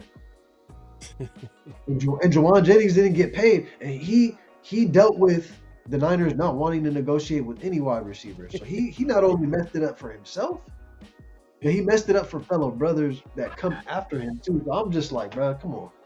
Yeah. What did you get out of this? I don't know. And I don't think it's gonna end well. And he hasn't really proven that he's a number one receiver. That's the crazy part. He hasn't proved. Do you think it's mental health, bro? I think that's the first thing that people will say anytime we see any athlete in the NFL like do something where it's just unexplainable, it's kind of random, it's kind of weird, and he rants, and we always blame it to like, oh, CTE, mental health, or whatever the case may be. I think it's exactly what you're saying. It's just a bad case of his ego. It's crazy. It's crazy to see it, but it's like his ego's crazy. It's like Antonio Brown. There's something wrong. There's something wrong. But even with Antonio Brown, it's like, you know how they say like your talent lends you a longer runway. Like for sure. AB had that. That's why when he was with the Raiders, it was like, oh, you can still go sign with Tampa and you can still go run it back because the talent at the end of the day is gonna get you an opportunity. Right. And Ayuk, I think, is just, again, it's going to be confident, but when you overestimate your self-worth, you get. Will these someone situations. take a swing at Ayuk if he's cut? Let's say let's say the 49ers, they cut him like that would be such a risky undertaking, but I think it's really Washington or bust for him.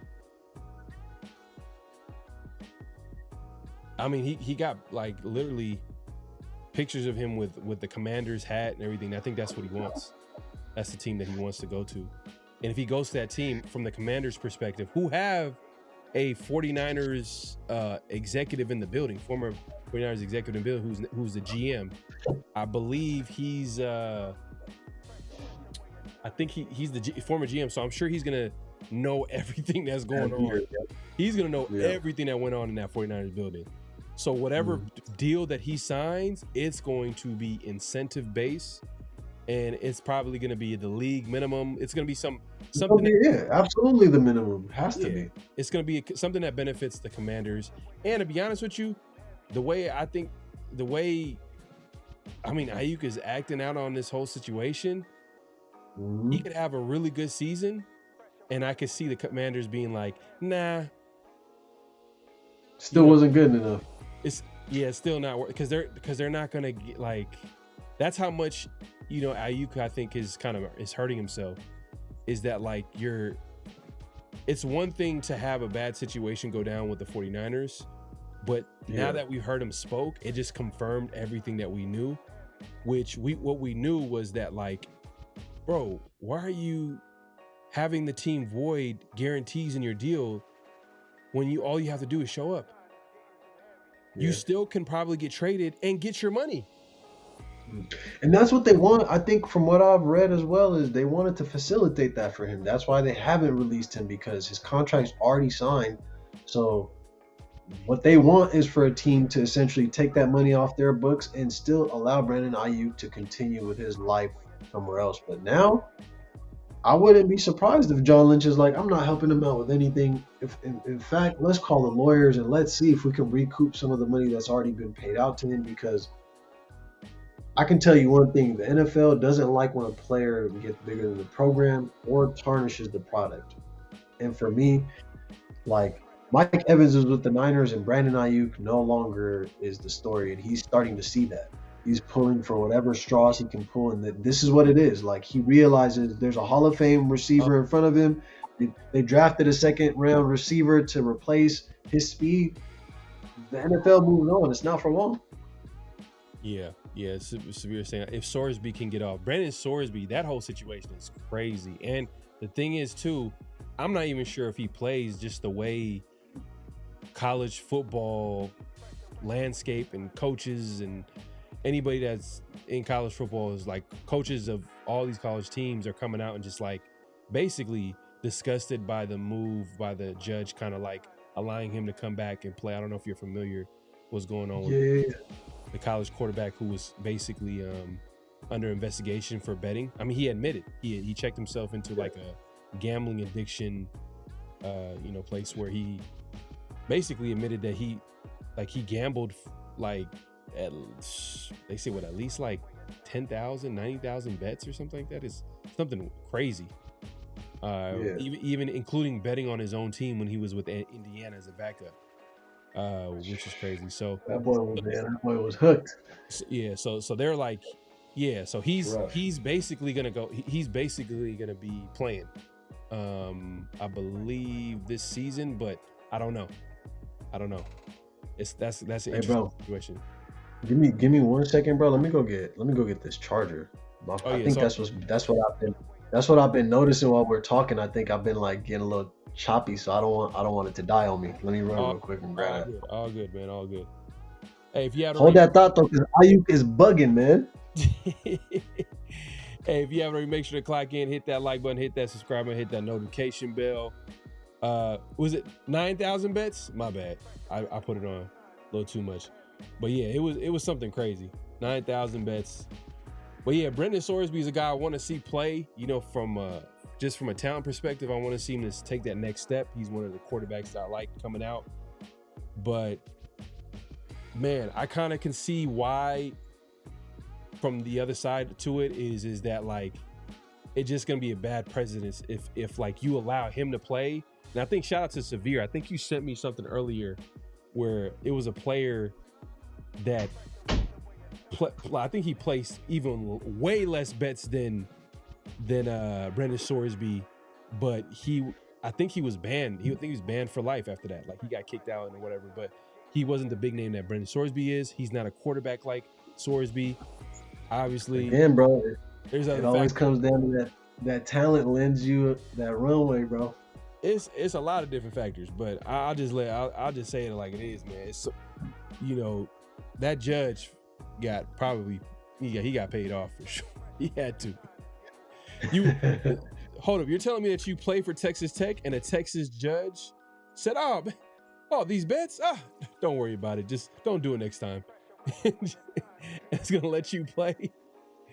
Nah, man. Hey, but how do you think you would have handled it, man? Go back in time when you were 18, 19. How would you have handled the current landscape where you're bombarded with cow sheet, Underdog, and all the plethora of different betting sites? Like, do you think you would have struggled with it, or do you think it's kind of like that wouldn't have affected me?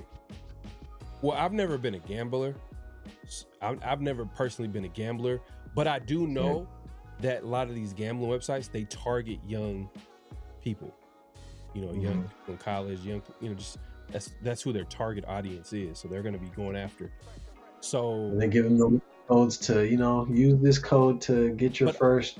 I would never do it. I would never do it. I would be like, if I had the opportunity to be blessed to play college sports and just, competitive, man, hey, I would be locked into playing the game. You know what I'm saying? So that's kind of will be 100% my focus. And I'm sure that's 100% a lot of college athletes' focus. But there's going to be a certain few that's going to get tempted to do that. And there have been, even in the NFL, like Calvin Ridley, I think he was caught up for a second for placing bets, and he was like suspended for like 1 to 2 seasons. It was like crazy. He was suspended for he came back. He came back, and he was in Tennessee for a minute. Yeah. So I think it's Sorsby. That situation is going to be something to take a look at because he's a big name. He's a talented quarterback. I don't think he plays this season. I think they're going to probably appeal the move, and the amount of athletic directors and coaches that have been upset, it's going to cause. And it's going to. If anything, it's on the back. It's on the heels of like Nick Saban talking to Congress about all this too, and people were kind of criticizing that because they're just kind of like, when the system started to catch up to Alabama, quote unquote, allegedly paying their players. It's more so like, oh, just because the pool got bigger and more teams could get involved, like you don't like it anymore, like which is I think it's a fair argument. Yeah, and on top of that too is like, let's say if he does gets suspended, like they appeal it, and then he just ends up not playing, he's probably going to end supplemental draft. And guess what's going to happen when he gets to the NFL? He's going to get suspended. He's probably not going to play this year. Maybe, but because it's a temporary injunction too. So it's like once people start hearing about it, more people will write to the court and advocate, complain about what they feel is this wrongdoing. And if athletic directors reach out to alumnus, it could get crazy. Yeah, no, it's a crazy situation. That's definitely flag on the play, man. Flag on the play. I do think that Brendan Sorsby probably he shouldn't be playing, to be honest with you. Because if you could show me examples of other players getting banned for life for way less, then why are you letting Brendan Sorsby play? Oh, it's because he's. I would say, like, do you think, for example, I just thought about this right now, bro. Do you think like Pete Rose, for example, he got caught with gambling allegations, but this was back in the day. Do you think today that would have warranted the same? Because like Jonte Porter with in the NBA, he got a lifetime ban, I believe. So do you think Pete Rose would have also? Do you think would have been a heavy hand? The Porter? Yeah, Jonte Porter. It was like maybe a year and a half, 2 years ago. He got lifetime ban. Oh, okay. Yeah, it's a lifetime ban because it was like on games that he was actively playing in. Sorsby, I think the differentiation they made is that he never bet on games he himself was playing in. Yeah. Which I don't know how that makes it any better, but it's the nuance, I guess, of the argument. Out of 9,000 bets, not one of them was him playing.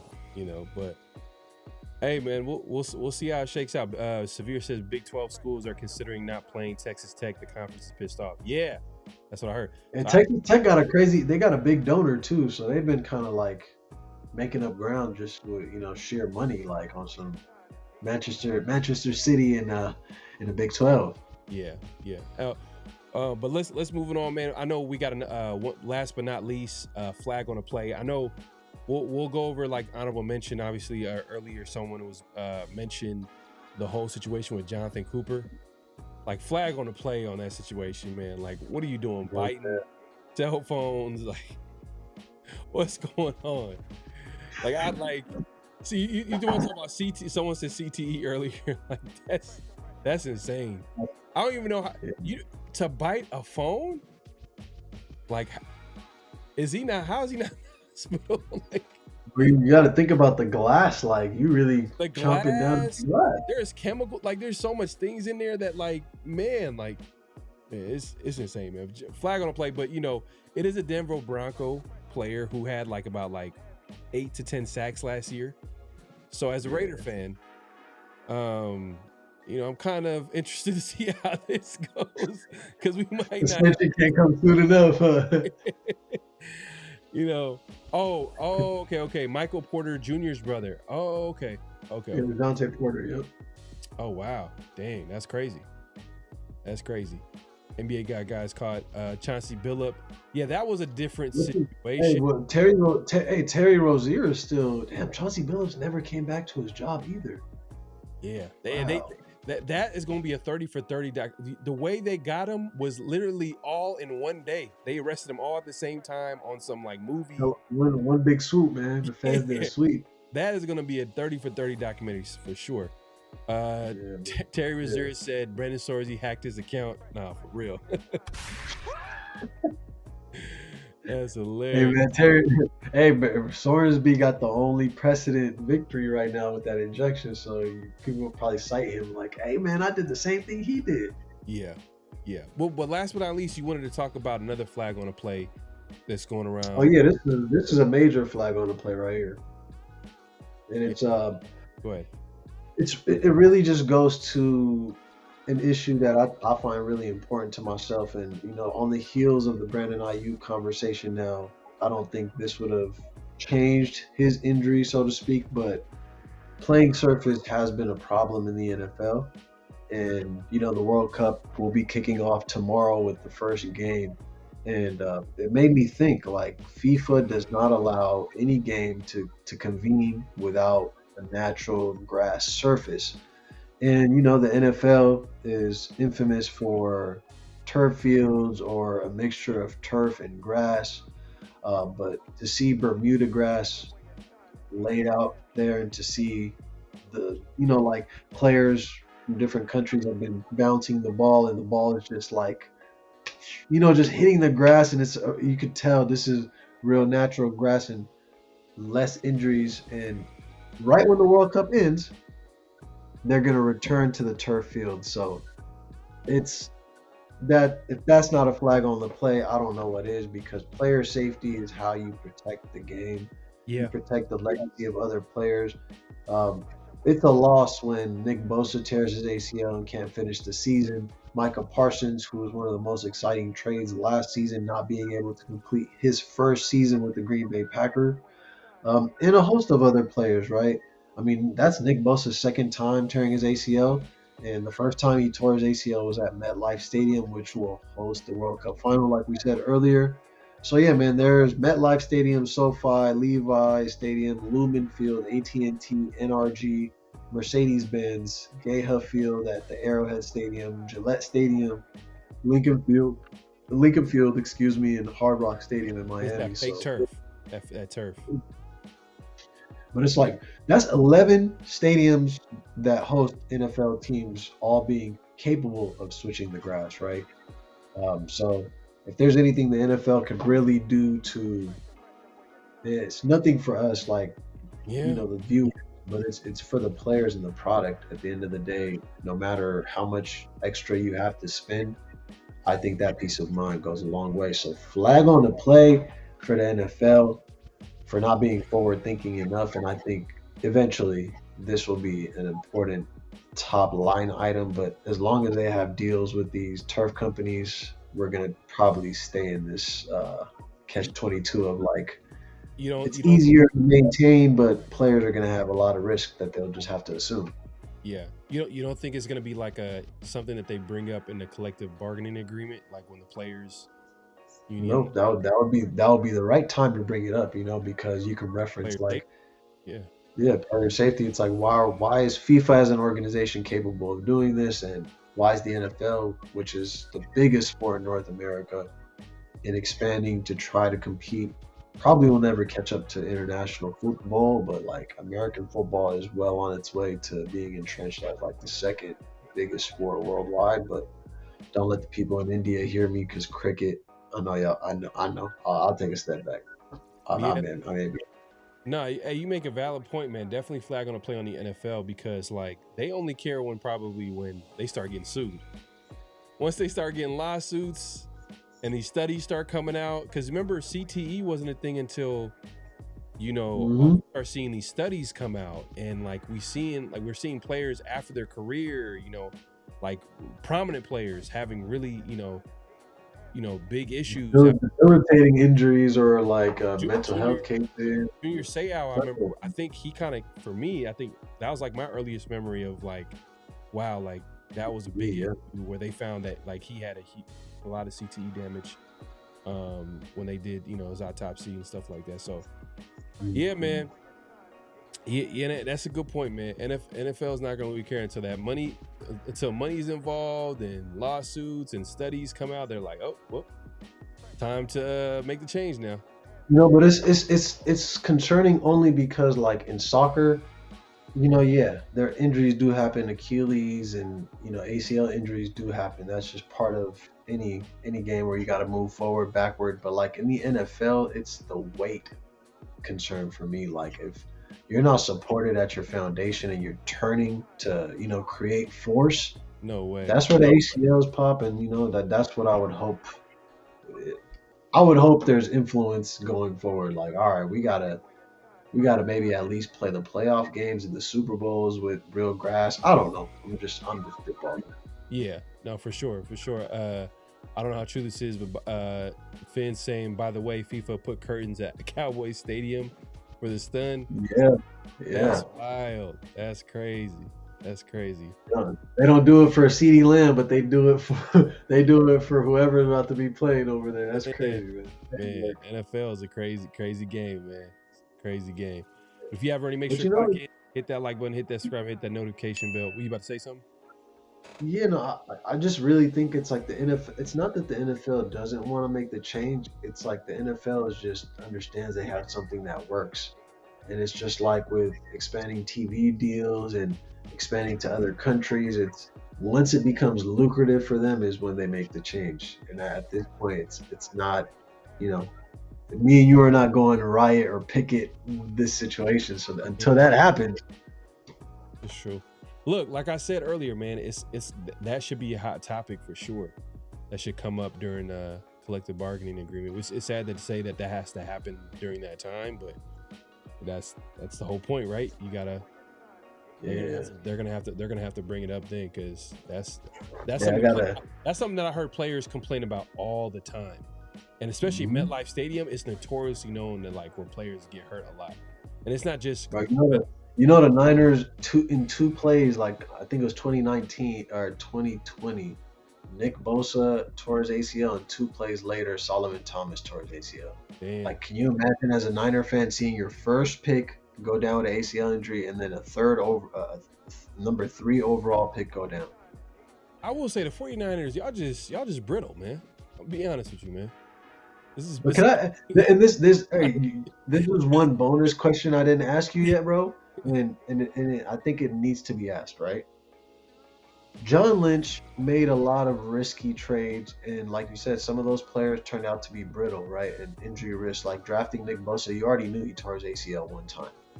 But the question I want to pose to you to make it a little interesting, when the Niners and Raiders play each other, that'll be week 9, about halfway through the season, going into the second half of the season.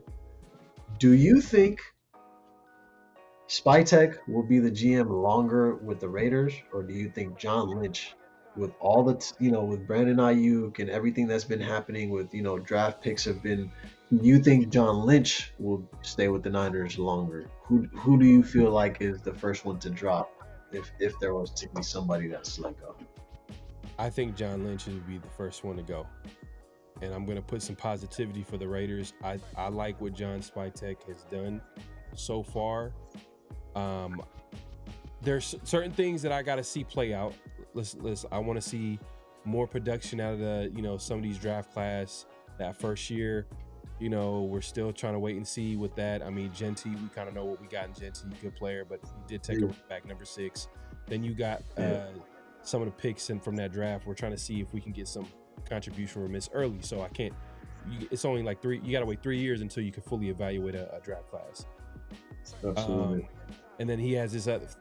So it's going to take some time. I want to see the type of teams that he's able to put together, type of roster. But so far, I like this defense that he's able to put together. He's able to build depth.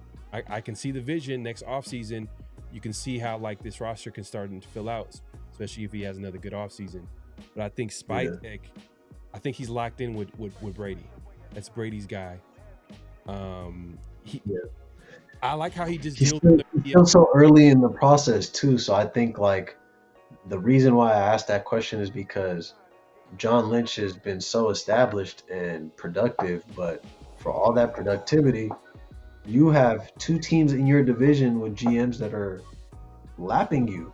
They've won Super Bowls and are going for their 2nd Super Bowl before you've delivered on one. So I think it's a safe bet to say John Lynch is not on the hot seat. I don't think that's the case, but there's certainly pressure to, you can't regress from what happened last year. First round, they lost to Seattle 41-6. I think they need to regain momentum in the division, because that helps them with the whole entire playoff picture, right? Because I just think the last 2 years, all the mistakes that John Lynch made is why last season played out the way it did. Worst case scenario, all those injuries. So John Lynch, man, that mid-season trade deadline might be the reason he keeps his job. So I'm keeping an eye out on that. Max, I'm telling you that Max trade is like, before I was like, I don't know, but now I'm looking at it like, damn, what Niners could be one of the, especially with the Rams kind of making the moves that they do. Now it's putting a lot of pressure on the 49ers, but a lot of pressure now. But John Lynch. Yeah. And a big reason why I asked that too, because like no no team from the same division will win a Super Bowl back to back. It'll either be like a repeat, like Seattle will win, but they're like you can go look at the list of Super Bowl victors. It maybe happened once, but you'll never get like Green Bay Packers winning one year and the Bears winning the next year. You'll never get the Niners winning one year and the Rams winning the next year. It's like the NFL also has its ebbs and flows, and I'm not as confident as some other Niner fans and people in local media thinking the Niners are poised to do something. I think the Rams are probably a little closer on paper, but nobody won a championship in June, so you can't crown them champs until the games are played. Right. So yeah, we'll keep an eye on that, man. That's big. Severe says mostly because I feel the 49ers value Shanahan more than Lynch. Facts. They hired Shanahan and then he hired Lynch. So I think, yeah, if anything, I think Lynch would be on the hot seat. I mean, hey, I wouldn't be against Kyle Shanahan assuming both roles like on some Bill Belichick, but I do like the idea of someone being able to bring Kyle the talent and let Kyle just focus on the X's and O's because that's where he excels, And that's the thing, though. That's the thing, and this is just true in every situation I can think of. I don't think coaches are big fans of giving up like power, position of power within the organization. I don't think they want that. Think about what John Gruden, what it took for him to get out of that, how he was able to leverage his way from ESPN to that Raiders head coaching job. He was the de facto GM, head coach, everything that you can think of on the football side of things was John Gruden.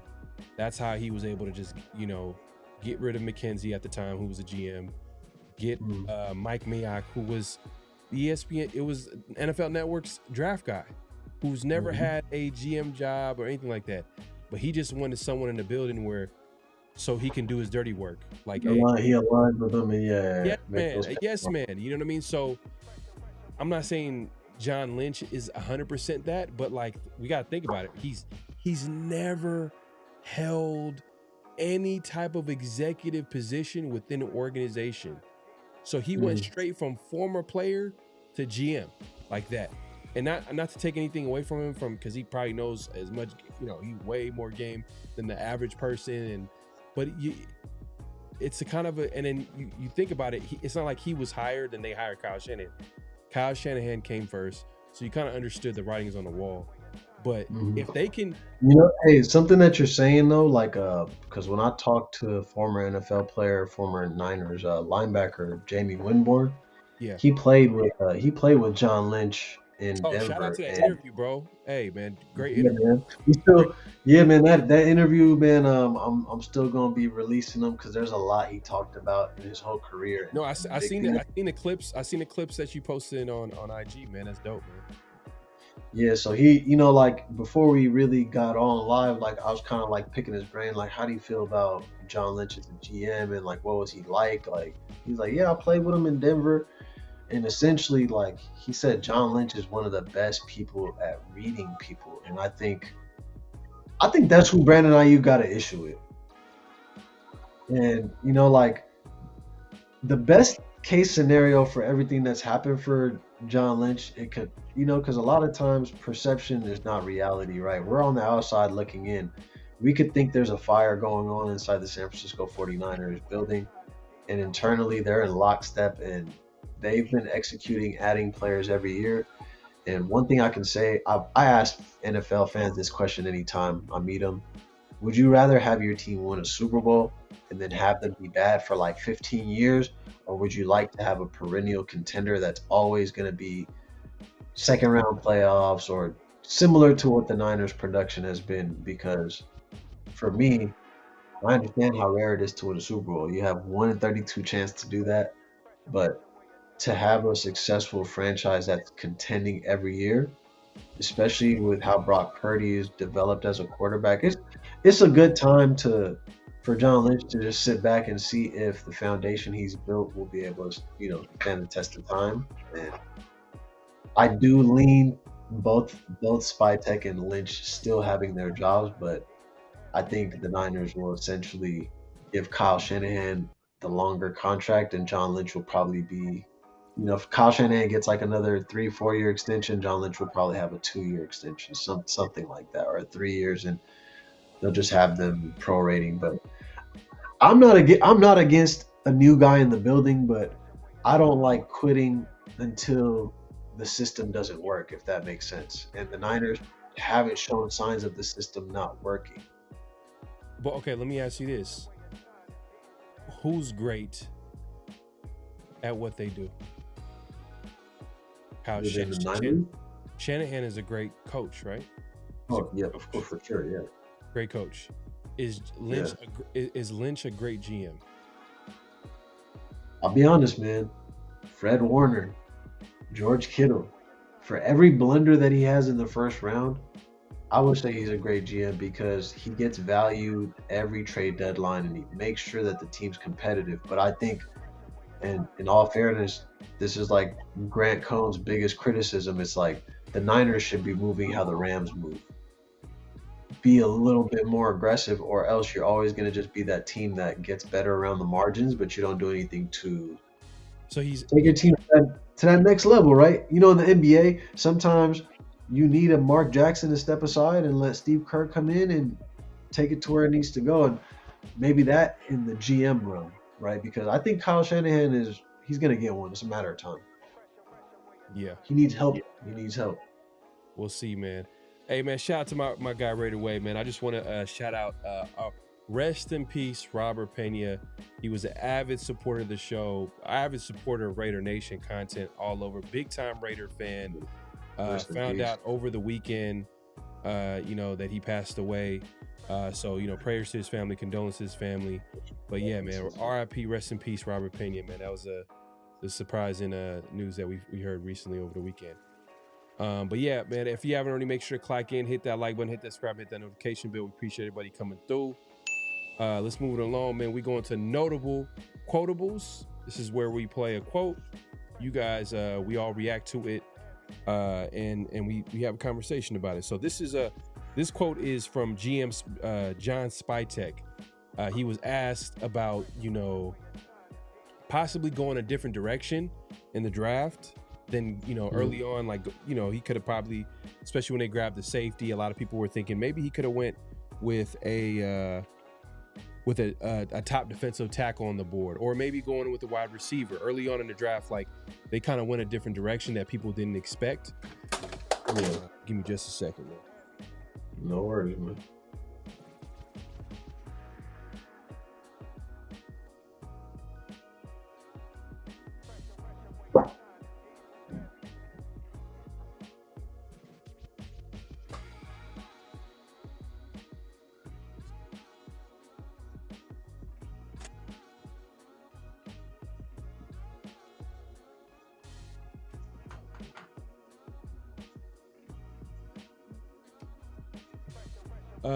Chill Ray says, I was told by my Niner friends that Lynch hasn't had any good drafts since Adam Peters left for Washington. Ooh, shots fired.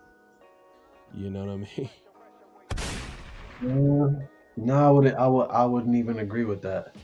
Last year's draft, man, a lot of people, if this year's draft is able to blend well, last year's draft is going to look like the biggest steal, because you have marginal players that Alfred Collins, CJ West, all rookies that played and made impact plays. Upton Stout, Marquise Siegel, and Mykel Williams. Like, that's 5 rookies that all got on the field and played and contributed.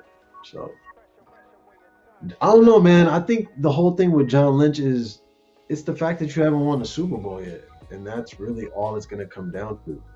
It's not necessarily the talent, but, I guess to kind of rebut to that comment is, who has Adam Peters drafted since he went to Washington? That's the notable player. Yeah. It's a good point. It's a good point. I mean, you're mentioning some of the players over the years that they got. You can't argue with them. Like, those are guys that, especially the Fred Warners, all these top players at their position. Can't complain. It's just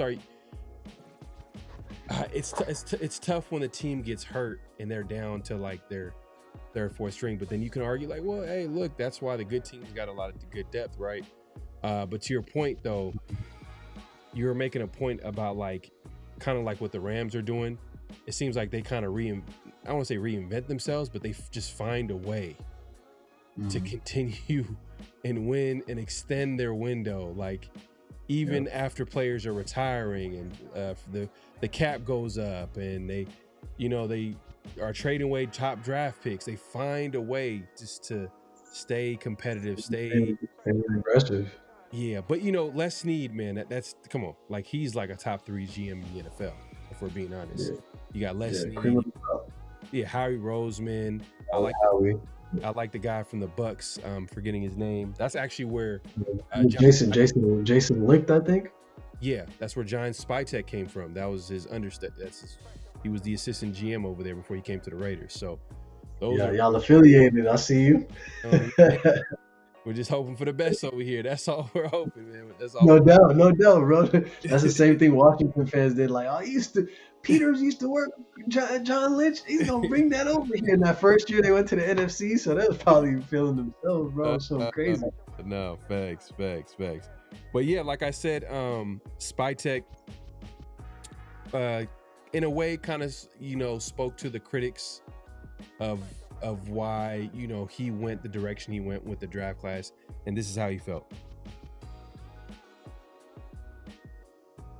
We're in the team building aspect for sure, and so you've got to piece it all together. But I've always found that the more really good football players you have, regardless of position, the better your team's going to be, because at some point you're going to need those guys. Everyone's depth gets tested at certain times. You never know when it's going to come.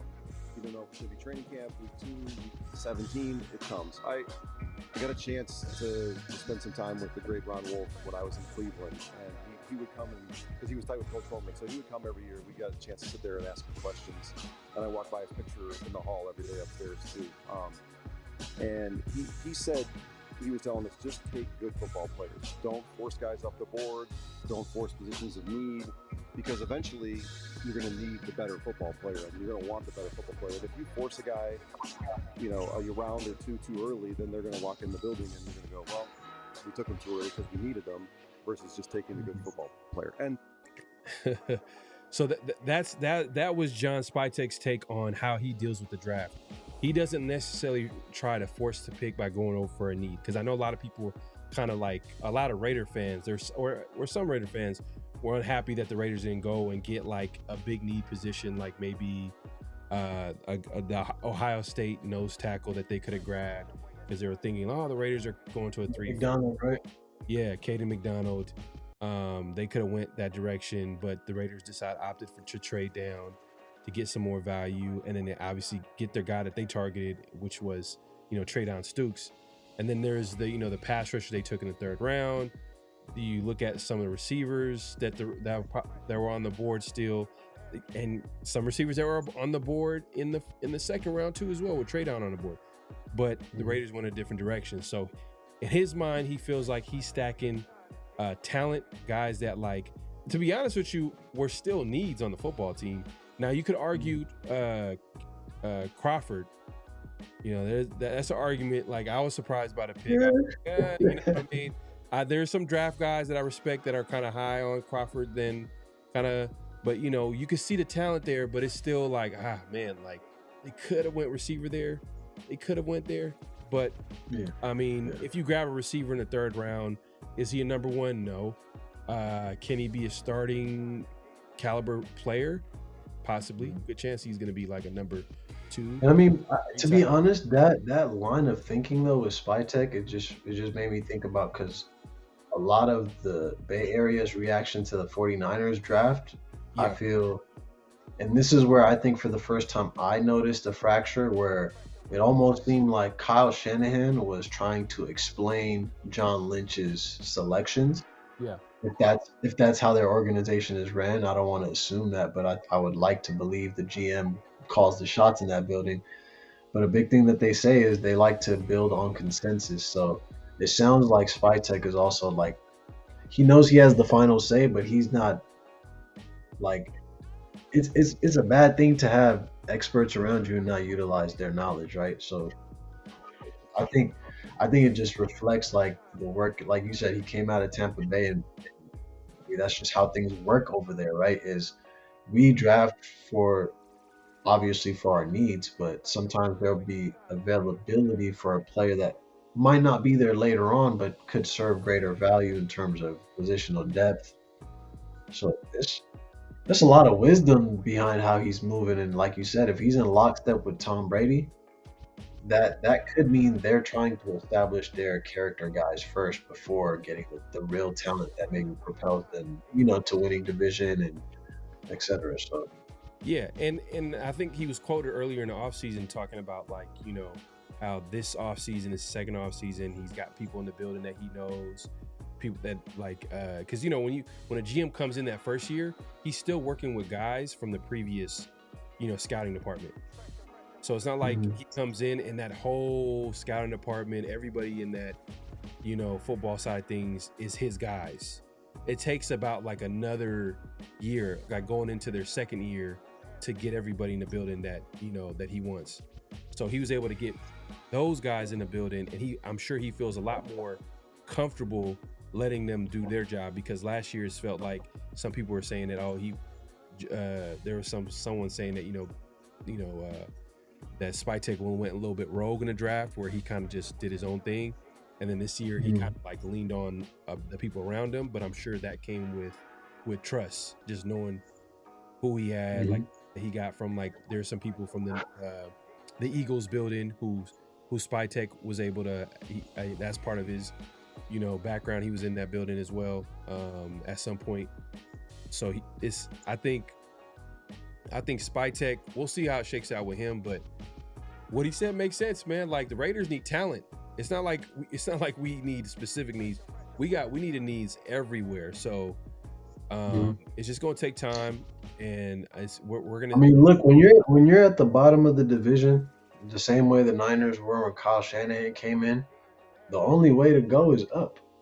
Right. It's just like you get my point. So for him to it's a very practical, logical, linear thinking. Like I had talent, the depth in turn is going to be there, and you'll be able to get through a whole season, like good 3 phases of football, complete football, complementary football, and that's what every team should strive for. But I think like sometimes having that high draft pick where you're forced to make like the quality pick, it kind of hurts the rest of your draft board, because like you said, you're so fixated on like, oh, that's the name that everybody has as like mock to pick.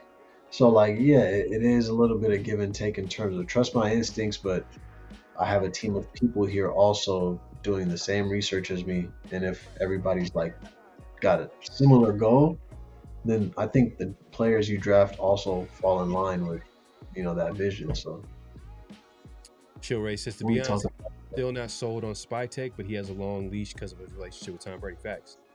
So that's why, like, I was like, that was another reason why I picked Spytek, was like, I think there's a little bit of like a long leash with him and Tom Brady, because that's his guy. And I don't think it's a situation where like Mark, who notoriously Mark has always been like infatuated by coaches. He hasn't really valued the GM position until like the only time where you could say he maybe valued it was when he hired maybe Reggie McKenzie early on. That was like his first, and McKenzie was recommended by, I think, John Madden at the time, that helped him. John Madden, I don't know if Ron Wolf was part of that search, but Reggie McKenzie came from Green Bay, and the rest is history. That was his guy, and then he was able to pick his coach from there, and then he was a GM for like 5 years. But after that, it was just like coach, then GM, or coach and GM coming together. But we all know who was running the show was the coach, because that was the big ticket guy, the big name, like McDaniel. And that's the thing though, is even that whole assessment of like who's running the show and who's not running the show, right? I think it's very obvious, like in San Francisco, Kyle Shanahan is the brains behind the operation, and John Lynch was an accomplished Hall of Famer. And I think at some point, people, I think, will naturally just want to have those two competing, and it'll happen with Spytek eventually too. Spytek and Coach, they'll be established, and if you guys are either finishing second in the division or contending to win the division, and then things start to go backwards, that's what comes with it. Like I said, when you're at the bottom, the only way to go is up, and when you're at the top, it's like all you can do is go down because of those mistakes you've made, obviously. But the Raiders are in the early parts of the book. Like, let's not think about how this book is going to close, right? Spytek is still writing the chapters, but I think that's the difference between Niners and Raiders fans. Niners were more willing to be patient with John Lynch, only for the simple fact that we didn't want to go back to losing ways. And I think Raider fans are like, no, we got a taste with John Gruden for 1 year, and we haven't been able to replicate that. So when we see something's not working, we're going to be quicker to call it out because we know what, like we've seen it.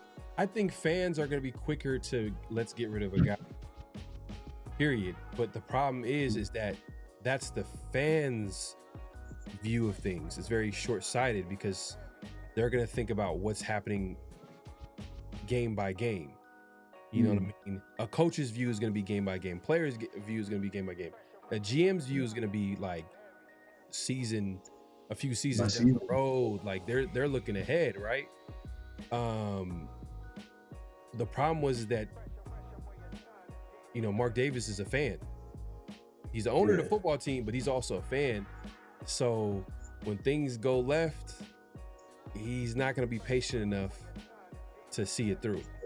You know what I mean? That's what happened. Like he just got into that cycle of like, oh man, we got to. And he's seen success with the Las Vegas Aces. So I think having those championships with the WNBA team, it's like there's a. Well, guess how he had success with them?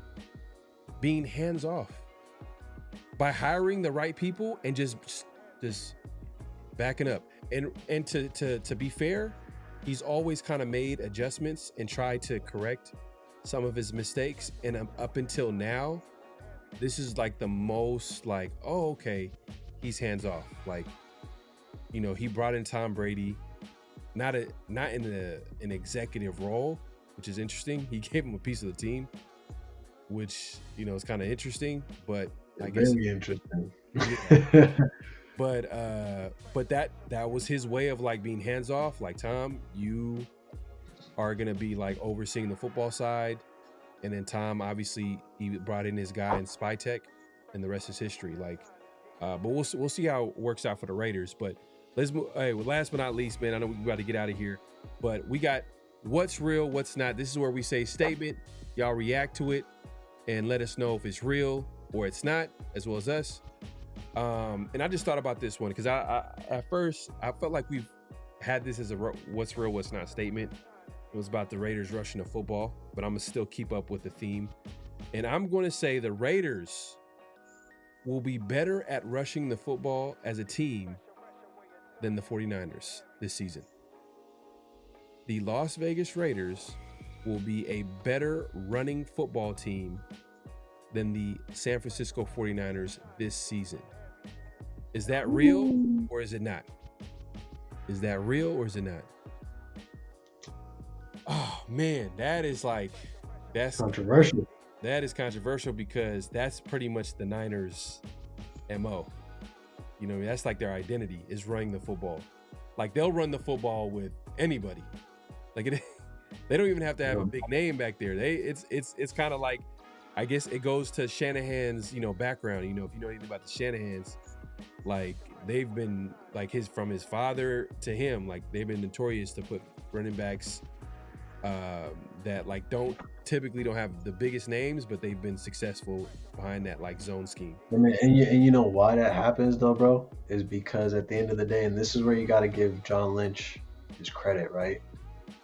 For it. Like, yeah, the Niners' run offense hasn't been the same, but they always do have great offensive linemen. Like I mentioned earlier, right? Colton McKivitz is at the left tackle position. Dominic Puny, who was drafted, he was also part of the draft, I think 2 years ago, going on his third year. He plays left guard. Brendel And then I know we have like a left guard competition this year because Burford obviously left to the Raiders. But if Trent Williams is healthy, I don't see the Niners being able to run as effectively as they did until George Kittle gets back. And that's why I'm like, if the outside zone read can't get, you know when the Niners run that same play over and over again, and every time they're just chipping away and chipping away, I don't think they'll be able to do that, which is what will hurt them. So You know what? You make they a need great point. You make a great point because what you're saying is that like in that outside zone scheme, that tight end is going to play a big role in blocking. Obviously Kittle is one of the best, if not the best, blocking tight end in the NFL. He's that Achilles is no joke though, man. Yeah. It's undefeated. I don't want him rushing back. To be honest, he's trying to come back for week 1, and I'm not sure that's wise. Right. Yeah, it's gonna be tough. That's gonna be tough. But yeah, it's gonna be a tough situation. Yeah, man. I didn't even really give an answer, but like honestly, I do think the Raiders have like the Niners are traveling a lot, so and I think their pass game is gonna be a little bit more of the focal point as opposed to the run game, because I think you paid Brock Purdy $53 million. That's why they went and got him some weapons. So I think the Raiders got it, bro. Not gonna lie. Wow. Okay. Hey, look, Chill Ray, man. He says Adal ain't a Raider fan, but he's more optimistic on the Raiders than your average Raider fan. Okay. Is that a bar? Man, that boy spin. Hold on, man. Chill Ray spit a bar, and I think he might be taking a shot to it. He's taking a shot because this season I'm not sure if I'm as optimistic as far as the record wise. I don't know if my expectation is going to be high, but I mean, like, bro, they real quick. Quick prediction on the Raiders record this season. Without even looking at y'all schedule, bro. Yeah, like just where the team is at. Yeah, anywhere like 5 to 8 wins. 5 to 8 wins. Okay, that's fair. Yeah, and the reason why I really say that is because I think strategically you guys got to play for the draft next year, but you still need to have competitive games, like like losing by a field goal, but you were damn near about to win the game. Show some type of growth. Yeah, like I'll give this example. Like the year that the Niners were coached before Harbaugh got there, so when they were under Mike Singletary, they had 7 games that previous season that they lost by 3 points or less, I believe. Like one of the plays was Brett Favre Hail Mary against the Minnesota Vikings. Like vivid memory of that season. Mm-hmm. But all those close games that they played in, when Jim Harbaugh came in and he established his culture, brought his defensive coordinator offensive philosophy, suddenly those games that they were losing, the 7 games that they were losing, they flipped and they won 6 of them. So now those 6 games that were the difference, right?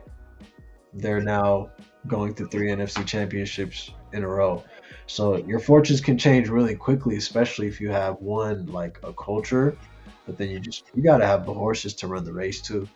Right. No, facts. We got a couple of people saying not real because of the CMC injury, but I was trying to point out earlier, man, I think CMC is a big part of the Niners making a run. You know, he's arguably their best player, one of the best players, the best player on offense, arguably.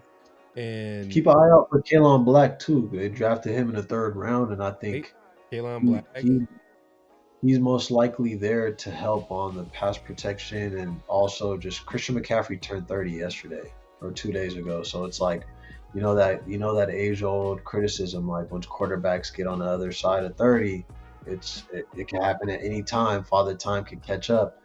And so I think that's why Kyle Shanahan slowly had Christian McCaffrey in the pass game. And that's why I just feel like if Christian McCaffrey's not running like he used to, I don't expect Kalen Black to take snaps from him or lead the team in rushing. And if he does, that'd be a pleasant surprise. But yeah, man, Raiders got a lot to be optimistic about, bro, because if you're at the bottom of the division, like, what's the worst thing that could happen? You win less games the next season? Like, you feel me? Man, I wish. I'd love to see it. Man. That's trying to get a top pick next year, huh? And have a year. Yeah, that'd be great, man. I want to see that happen. So to answer your question, you're saying it's real. You're saying it's real that the Raiders will be a better rushing football team Yes. next year than the 49ers. Wow. Okay. Yes. Man, it's hard for me to. But it's as the season goes on, Ashton Genty is gonna get really involved in that pass game, and that's where I think you guys could win a lot of divisional games if you use him the right way to have like time of possession, and then it's like we don't know when Patrick Mahomes is coming back. We don't know, so that's where the Raiders could make up ground, and those 5 wins that I projected could easily be 9 wins if they start out hot. But it's a new coach, so you got to tread lightly. Is all I'm saying. Yeah, it's like the Niners would be an easy answer here, but then I'm starting to think like, all right, I mean, I get like being optimistic about the Raiders, obviously, just because of like, all right, well, they got Kubiak. Genty, they drafted another running back this year. People are excited about, but we still don't know what the offensive line is going to look like. We need to see that play out. That's going to take some time to gel. The offense needs to take some time to gel too as well. It's their first year in the system, so it's going to be like a little bit. It might be a little slow grind until they start get going, but you want to see progression. That's the whole point of what we were talking about earlier. But I'm not sure. You think it's too grand of expectation for the first season, basically?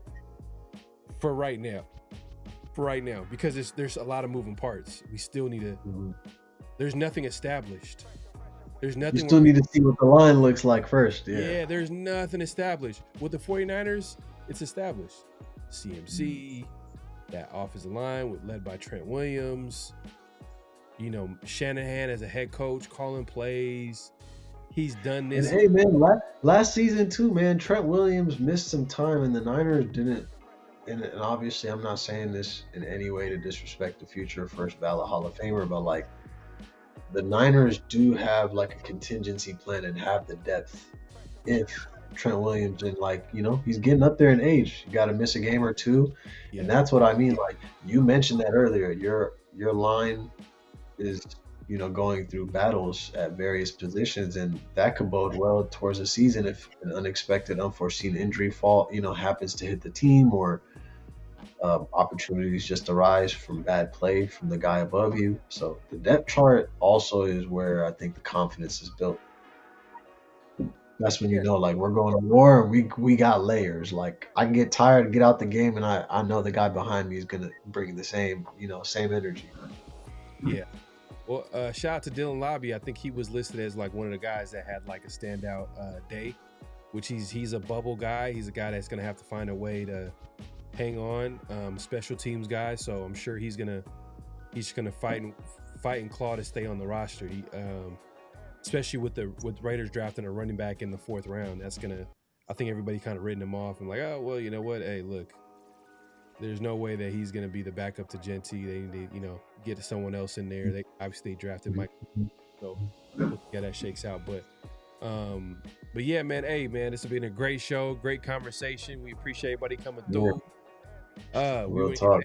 Time flies by, man, especially when you have good conversations. And we appreciate everybody pulling up. Everybody in the chat. It'd be a crime if I didn't ask you this too, bro. It'd be a crime, man. Who's your favorite for the World Cup, man? I gotta see what you're thinking. You got a favorite, or you just watching? That's tough because I'm not sure who's. I think everybody's looking at France, right? I think France right now is. That's the popular pick for sure.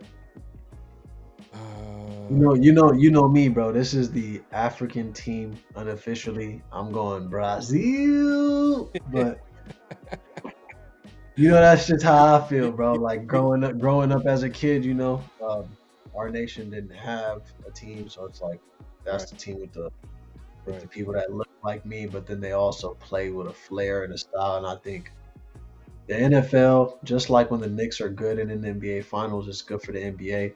This year, the Raiders play each other, bro. So that's what I'm looking forward to. Hopefully both teams could have like winning records around week 9. Like that'd be cool to see, bro.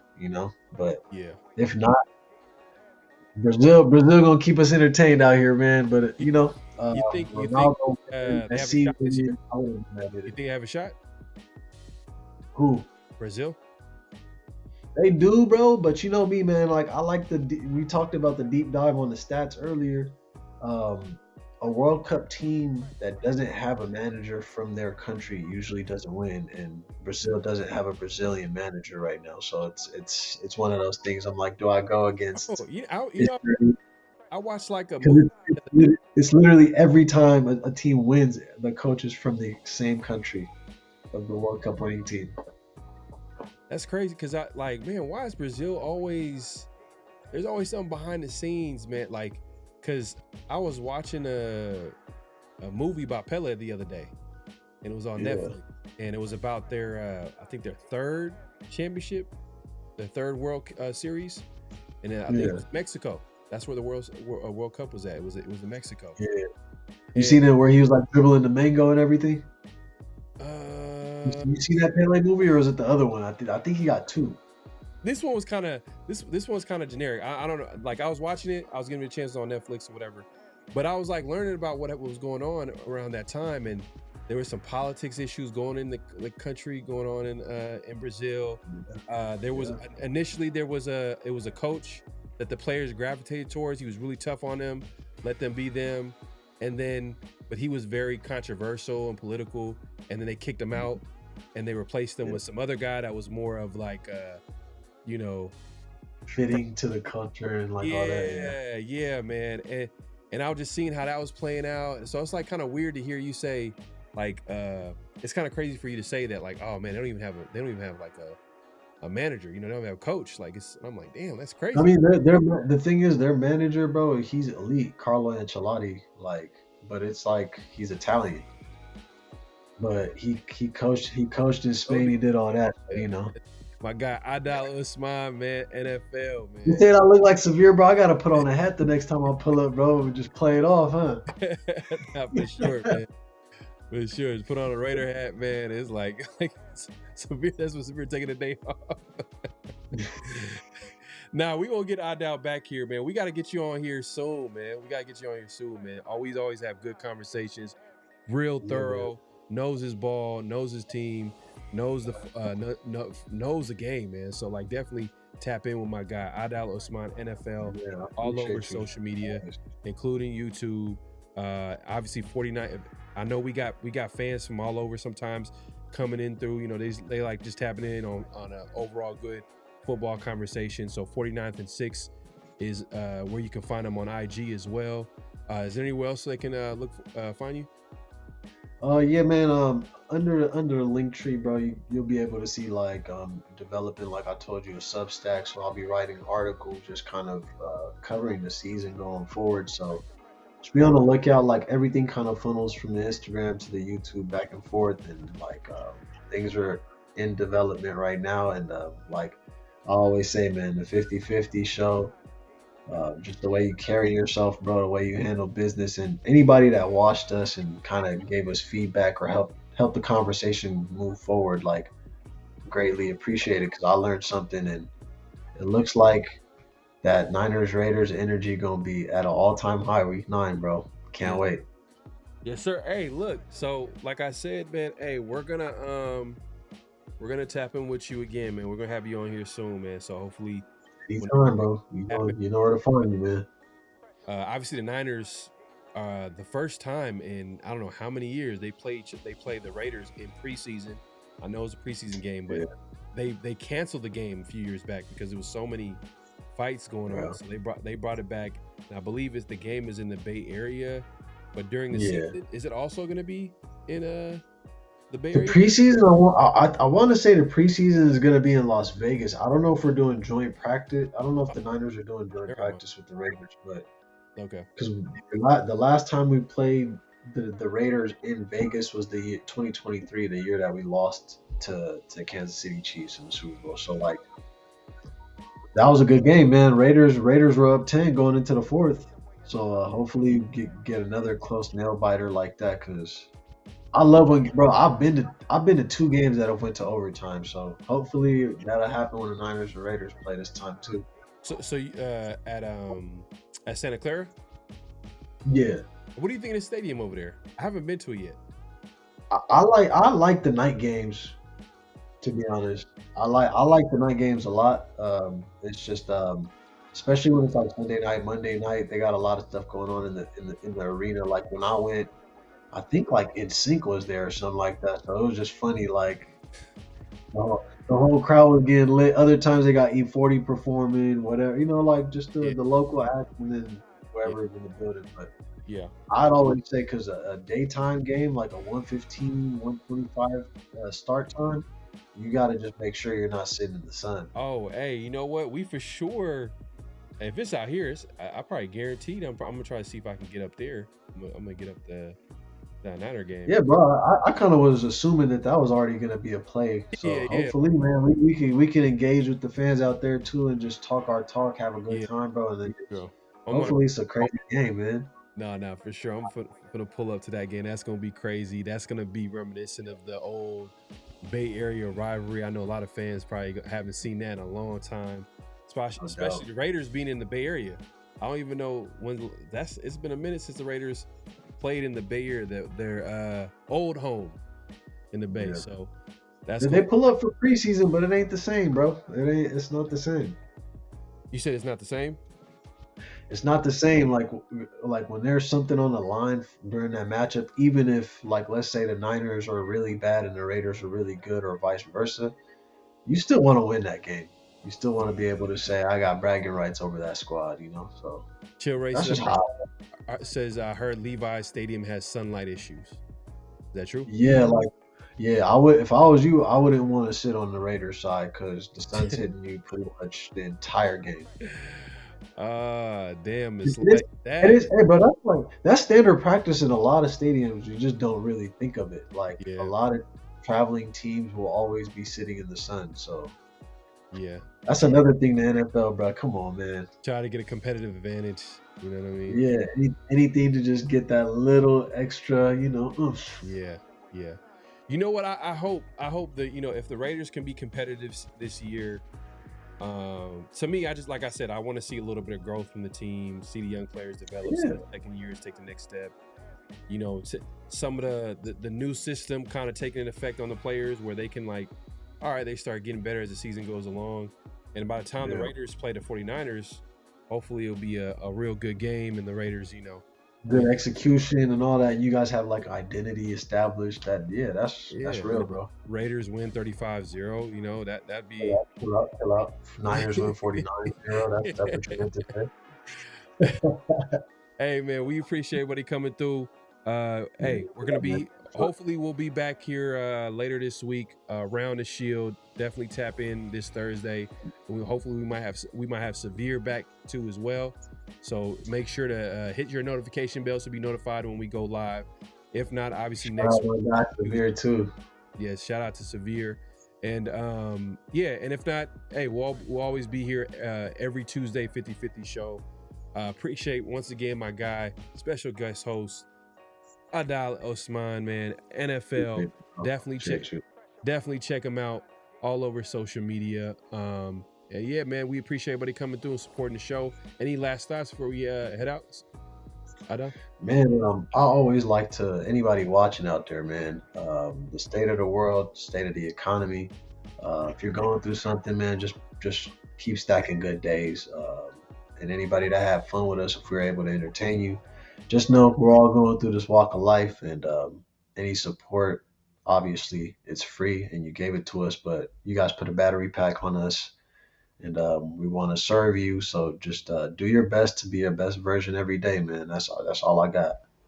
For sure, man. Hey, man, on that positive note, man, we up out of here, man. Peace.